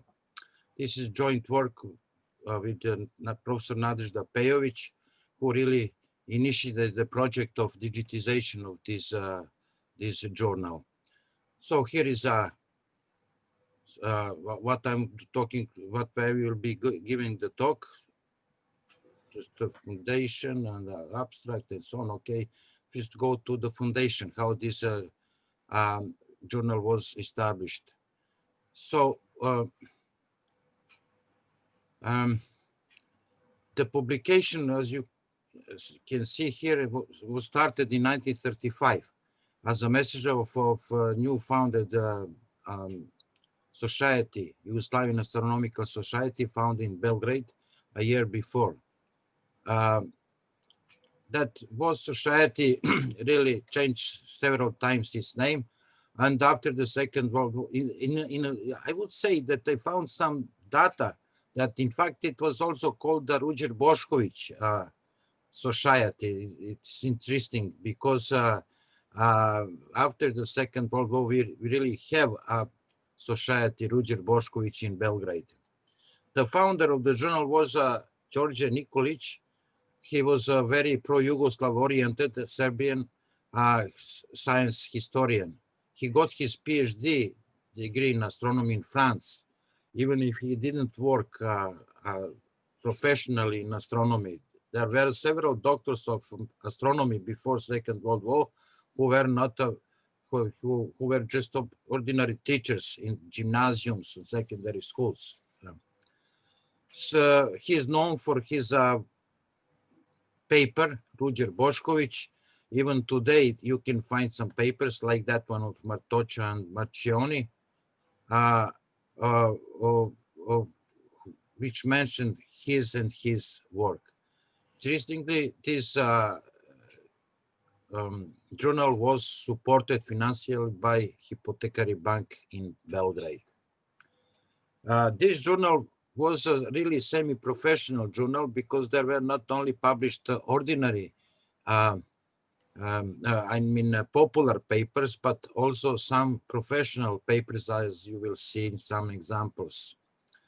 And in fact, this journal, the scope of the journal was a little bit broader, not only astronomy, but also surveys, meteorology, and seismology, and you can find there many articles of this kind over there. And for example, I have to show you, okay, this is, if you can see, probably you can see some topics of the first, this is the first issue of the journal in 1935, first volume. And here are some of the topics, or some introductory word, then the position of astronomy in Serbia and its uses, then spectral, then popular parts like spectral division and evolution of stars, then periods of sunspots and human life, then one question to the readers, and is it true that, does the universe really expand? Star rotation, and there are also some like professional papers like the exact determination of directions of meridians using corresponding heights of stars, and some connections between astronomy and geodesy. So that was the first volume of the journal, just to get some idea how it was. All right. Then I will return to the okay, I just explained it. And the members of the editorial board were academicians, not all the time, but they were changed during the time. For example, Stevan Bošković, academician, he is, for example, very known. He is known for very extensive and really first exact geodetic measurements in Serbia. He translated the famous Singer books. I think, I don't know if they're used today, but I know that they were used until recently. These books on astronomy, even if they were published in the late 19th century, very good and very, very mathematically oriented books, you know. By the way, Bošković was specialized in Petrograd's Pulkovo Observatory. Then Vojislav Grujić, who had 2 doctoral dissertations in mathematics related to astronomy, and obtained in Strasbourg, the university, in 1933. It's interesting, he worked just for a short time before he went to France at the Belgrade Observatory, but after that he was not, he didn't get the appointment over there, and he was a gymnasium professor even if he had 2 doctoral dissertations, as you can see. These are people from Belgrade, and Franjo Dominko, some Slovenian physicists and astronomers. It's well known then in Slovenian. And then, okay, he had PhD degree. And Nenad Janković, jurist, but as Professor Milan Dimitrijević described him, his love and passion and his life's community was astronomy. Okay, he's very well known in astronomical community here in Serbia.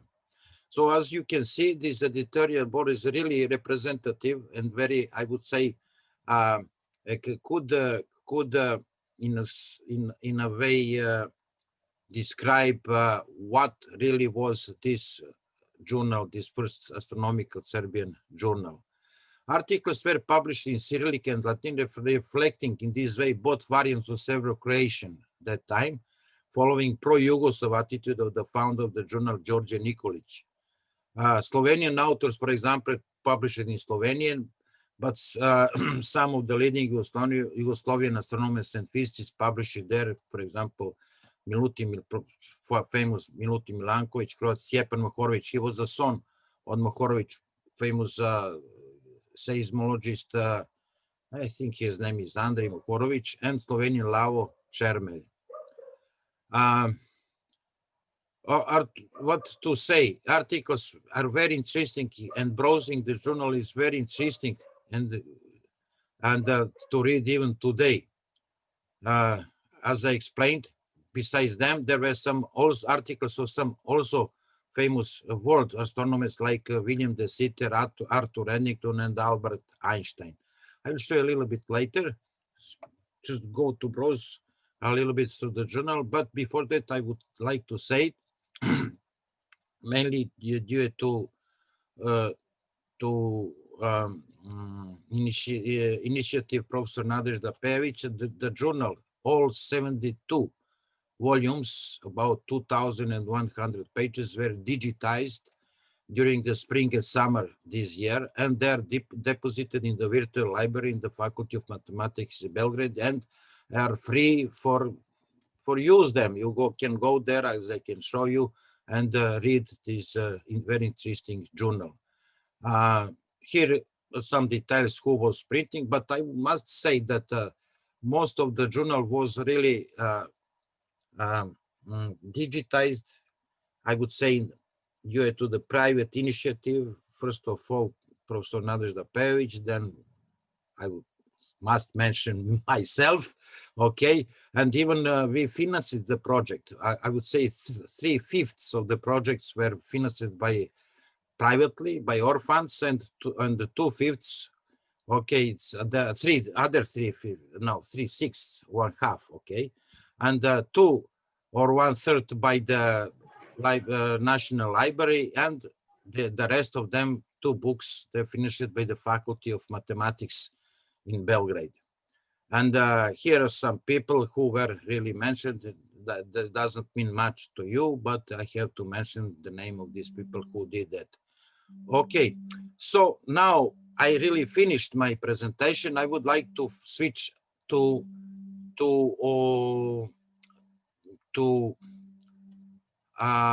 site where you can see how it goes. All right. So I have to stop sharing for a moment and to go to the site. All right. And now, okay, I have to choose again, share. No, what's happened? Share screen. Then I have to choose that. Can you see that? Do you see the site, the library, right? Yes, you do? Yes, we can see it. Thank you. Okay, this is a library of the Faculty of the Mathematics where you can about almost 5,000 books, okay? And periodicals and so on with free access. But I just to say one word about that. You see, because they're mostly Serbian, Yugoslav, first of all, Serbian books and some former republics of Yugoslavia, but 90% of the books are from Serbia, all right? I mean, books written in not only Serbian, you can find in Slovenian, Macedonian, and so on, doesn't matter. But the point is that I consider this project very important because you see, I have a little bit solipsistic view. If you don't see, I don't believe in that. In fact, with these things, you can prove the existence of nationality of through their works, okay, through the works of Serbian scientists. Okay, doesn't matter that. Now I go to these communities and to show periodicals. As you can see, here is the Saturn.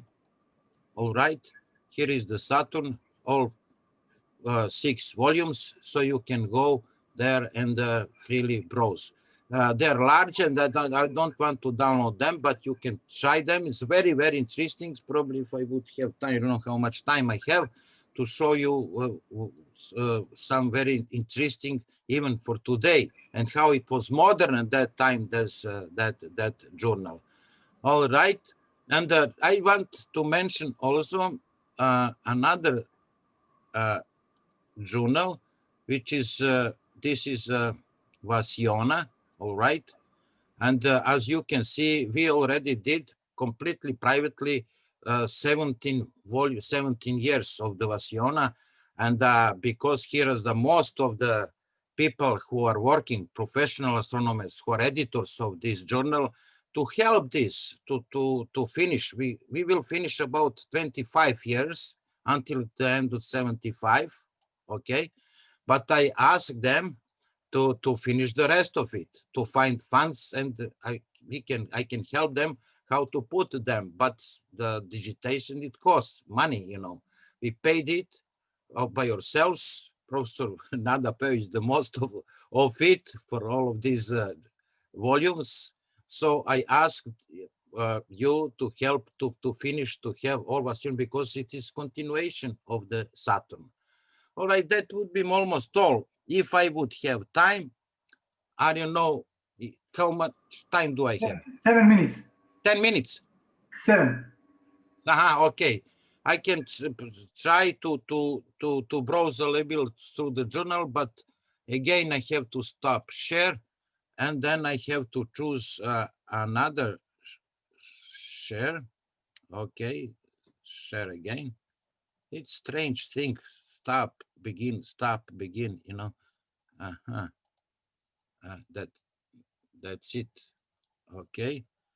Now we have share screen, and now I will try to browse that journal to see the pages from it, and to try to see some of the Just because it covers. All right. As you can see here, a lot of interesting. This is the first volume. For example, you can find new white dwarf with great parallax, the closest star, and so on. And for example, there's an anniversary of the Belgrade Observatory, and then observed some articles of some other articles like of Vatican and so on. So it's very interesting for historian of astronomy. And not only that, but what was the current state of knowledge of astronomy at that time in the 30s of the last century. For example, there are some articles, there are the sitter. I must see just 2 seconds to see what pages was. Okay, pages 37, 35. 37, 35.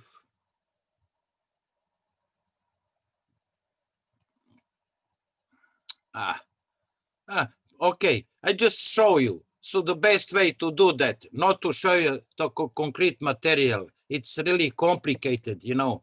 You have to switch on, switch off, switch on, switch off. So please, you can go to the virtual library. The best way to get there, to go to the site of the Faculty of Mathematics. You know, where is this? On the right side, there is a panel, and you can go to the panel with the addresses, and you can find there the address of the virtual library, and go to these collections and go to periodicals, and you will get Saturn. All right, and you can browse all these articles and enjoy in reading them. Thank you. Okay, Žarko, thank you very much for interesting information about that subject. And maybe there are some questions about it.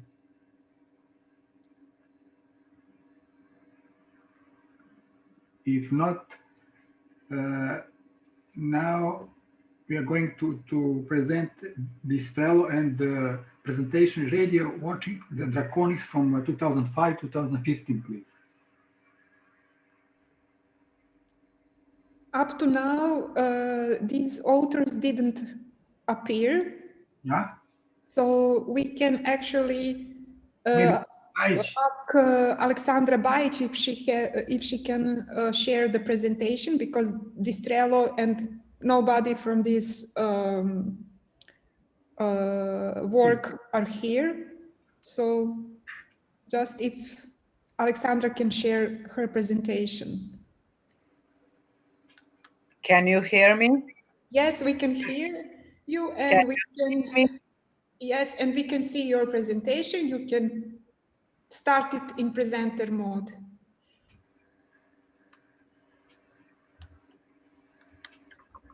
Jel sad bolje? Bolje. Okay. We will talk now about possible astronomical aspects of the ancient Greek god named Hermes. Hermes is a very old Greek deity, widely known as a Chthonian deity. His name was mentioned as early as on a Mycenaean linear B tablet as Hermahas.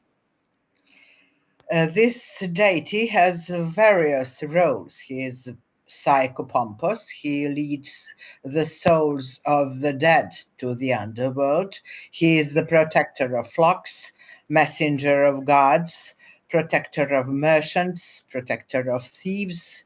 He is Anagonios, the protector of sport competitions and games. At first glance, nothing heavenly is noticeable.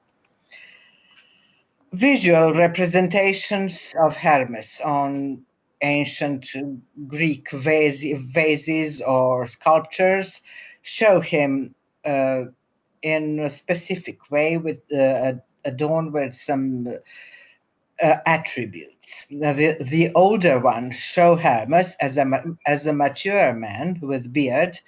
The newer ones show him as a young man without a beard. He has a characteristic shallow hat named Petassos. He has winged sandals. He can move fast. He has a carycaon, or caduceus in Latin, a stick with two intertwined snakes.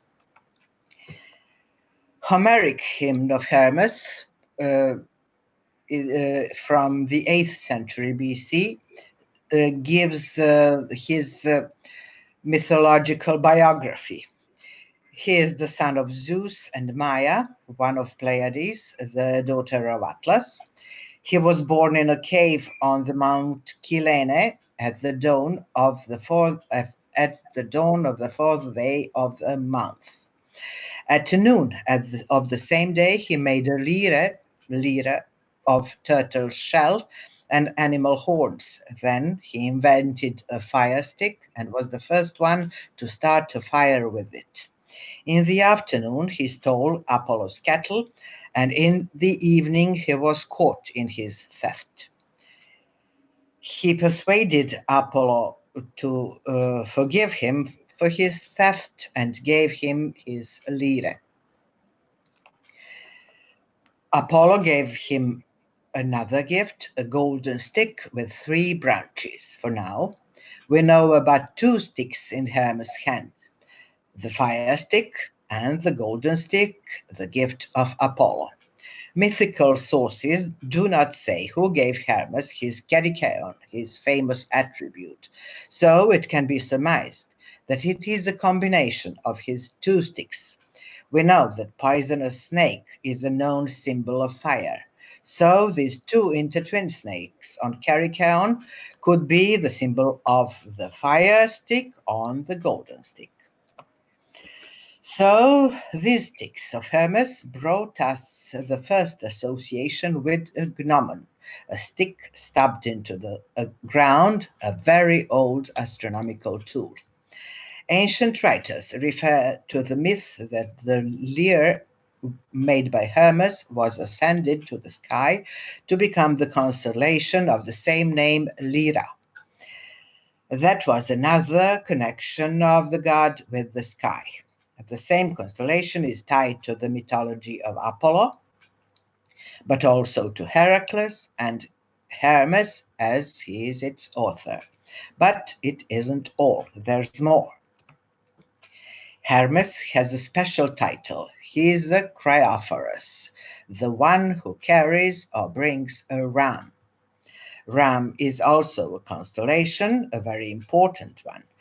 Heliacal rising of Ram's Head happened on the vernal equinox in the 6th century BC, marking the beginning of spring. Strictly speaking, Ram is not in the mythological connection with Hermes, although he is the protector of flocks. Greeks believed that Zeus can take the form of this animal in his form of Zeus Ammon. Thus, the deity was equated by Greeks with the Egyptian god Amun-Re. So, how could Hermes bring the ram? According to Hyginus and his Poetica Astronomica 2.19, Triangulum. This constellation is called delta shape because it is triangular, like the Greek letter delta. Mercury, Greek Hermes, is said to have placed it above the head of Aries, so that by its brilliance it should mark the place where Aries shines faintly, and also that it might form the first letter of Jupiter's name in Greek. Others say it represents the position of Egypt, others of Ethiopia and Egypt, where the Nile marks their boundary. Others think it represents Sicily. Others say there are 3 angles because the gods divided the world into 3 parts. So this is the way Hermes brings Ram, Aries. The heliacal rising of the stars of Triangle brings the rising of Ram.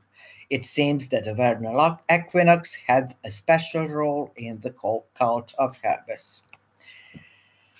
Hermes' genealogy speaks in favor of his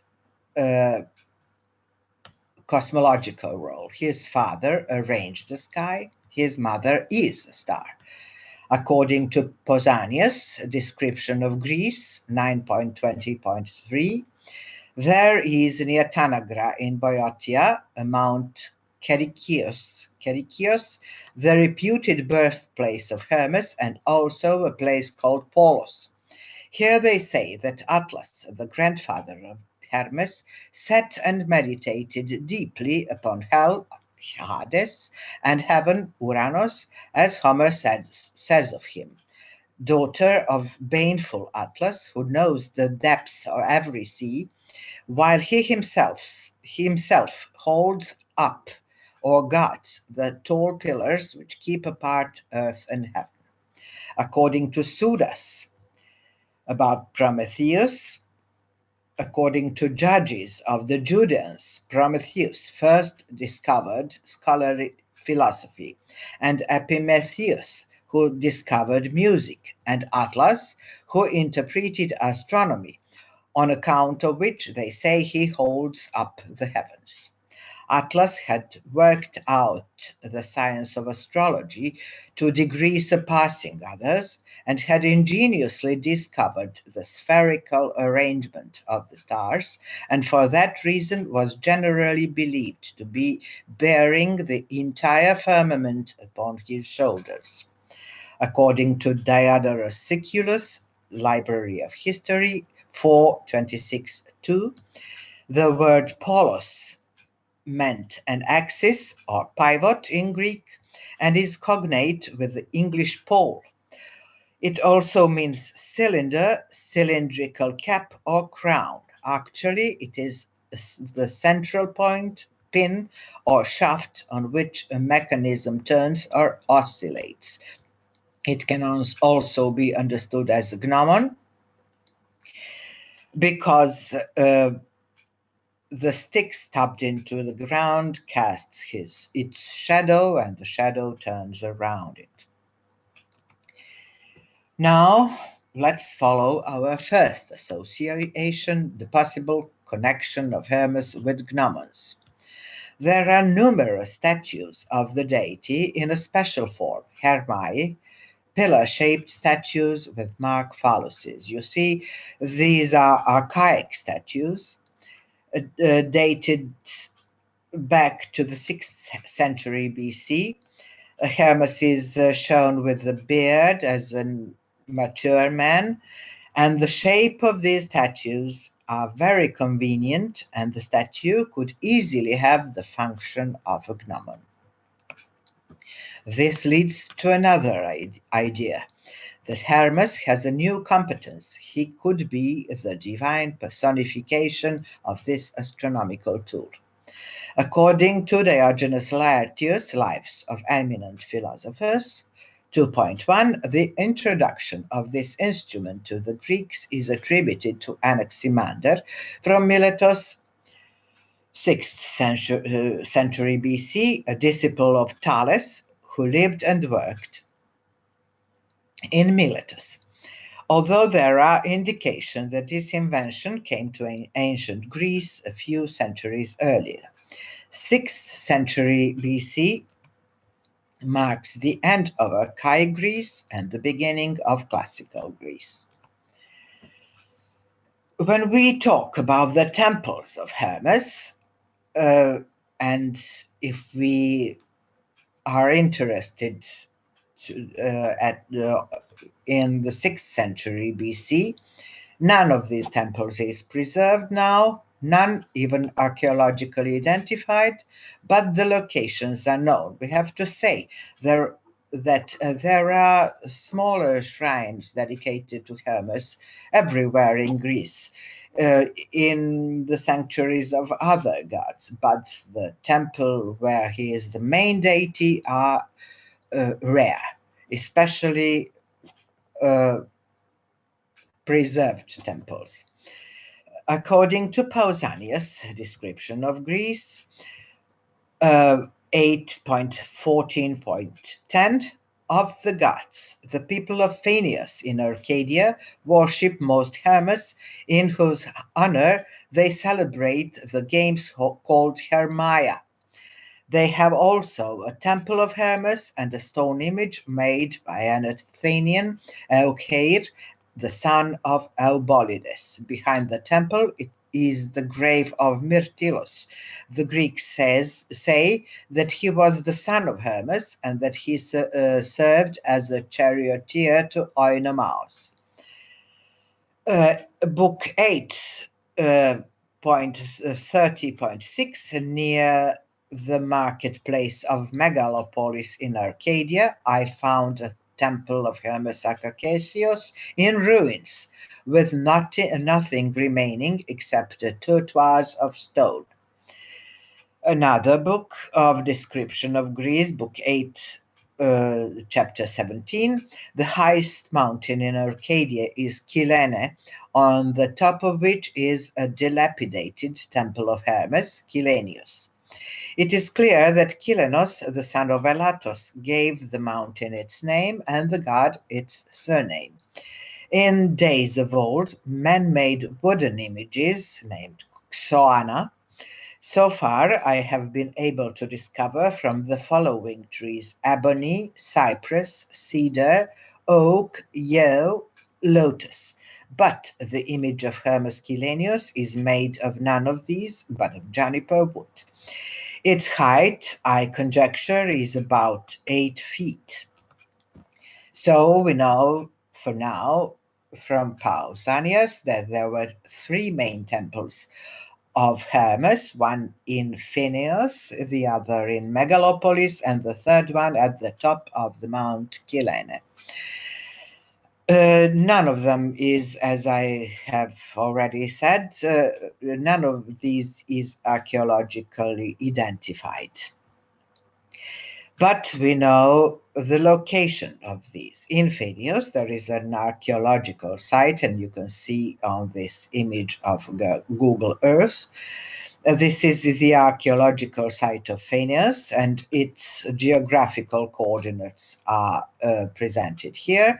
And we have the formula for the shadow of a gnomon on vernal equinox, and we have the sun's declination on the vernal equinox. It is 0, and in the 6th century BC, it was the maximal value was this 23.767222 degrees, and the geographical latitude is 37.908997 degrees.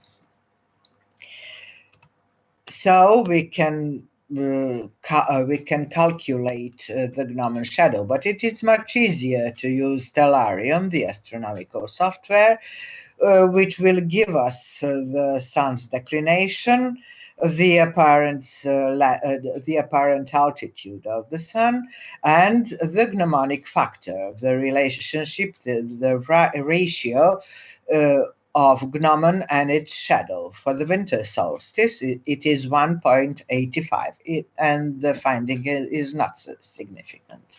But on the equinoxes, the gnomon shadow is 0.77, circa 3/4 of the length of the gnomon, and this finding is very significant because it is the gnomonic triangle was in the ratio of 4 to 3 to 5, and it is the sacred Egyptian triangle, which could point to the origin of the Greek knowledge about gnomons.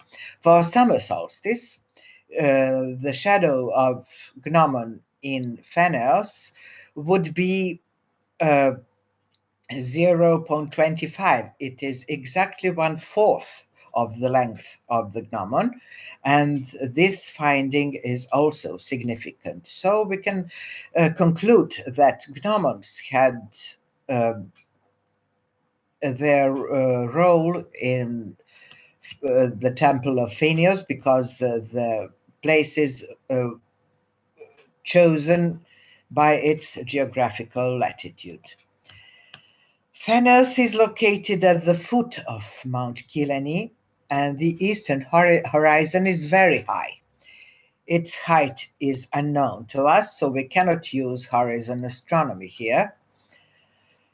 But we can see what happened in the local zenith at the dawn of the vernal equinox. We can use the animations of stellarium, and we can see that on the vernal equinox, by the end of March in 6th century BC, when the sun was 10 degrees below the horizon preparing to rise, Lyra was in zenith, exactly Vega, its brightest star, was very close to zenith. And the myth says that Lyra was constructed by Hermes, so we can conclude that vernal equinox has the important role in the Hermes cult. 5 Now minutes. 5 minutes. Yes, at the dawn of autumnal equinox, when the sun was circa 11 degrees below the horizon preparing to rise, Deneb, the brightest star in Cygnus, was close to zenith. So Cygnus, the swan, is in clear mythological connection with Apollo, who was the one who gave Hermes his golden stick. And we can check all this in Megalopolis, which has the similar geographical latitude, and another temple of Hermes was situated there, as Pausanias reports about. And the finding is very similar. For equinoxes, even more accurate than in Phineus, and for summer solstice, slightly less accurate than in Phineus. The dilapidated temple at the top of the Mount Kyllene, Pausanias refers about, certainly has an unobstructed view, as it was at the mountain top. There it was possible to observe the heliacal rising of the stars of Triangulum, and soon after the rising of the first stars of Aries. At the same time, it was possible to observe the aforementioned zenith events together with the shadow of a gnomon at the noon of the same day, the vernal equinox, in the 6th century BC. For now, we can draw some conclusions. It seems that Hermes has his clear cosmological aspects. His temples were built at the carefully chosen places where the sky was systematically observed, and some astronomical events had a special importance. Some stars and constellations are mythologically related to Hermes, such as Triangulum, Aries, Lyra.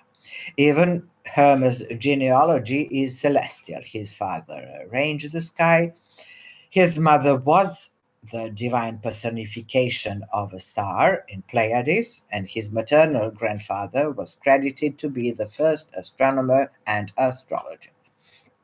We already know that Hermes was born on the 4th day of a lunar month, but we haven't been told which one.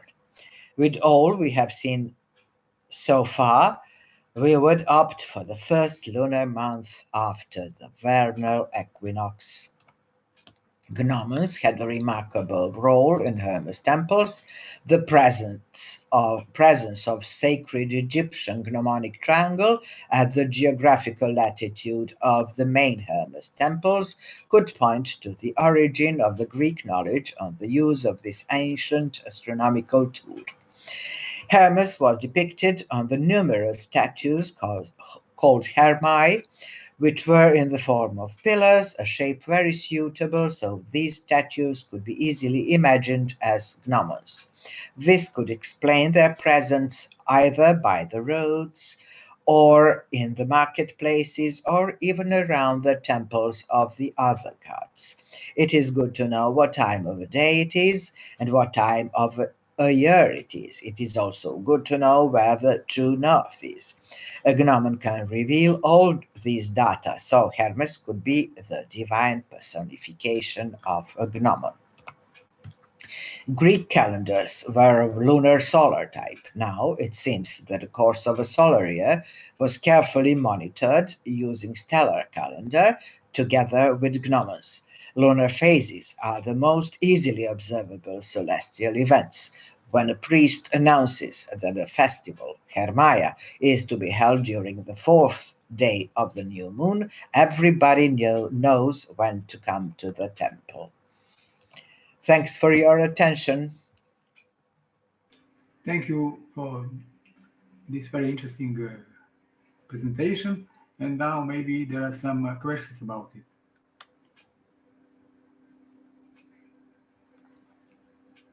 If not, maybe to see what about the Strelo presentation, Angelika.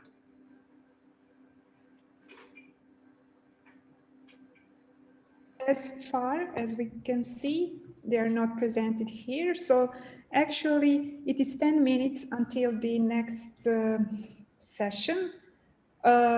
Within these 10 minutes, we can test the presentations for the next session.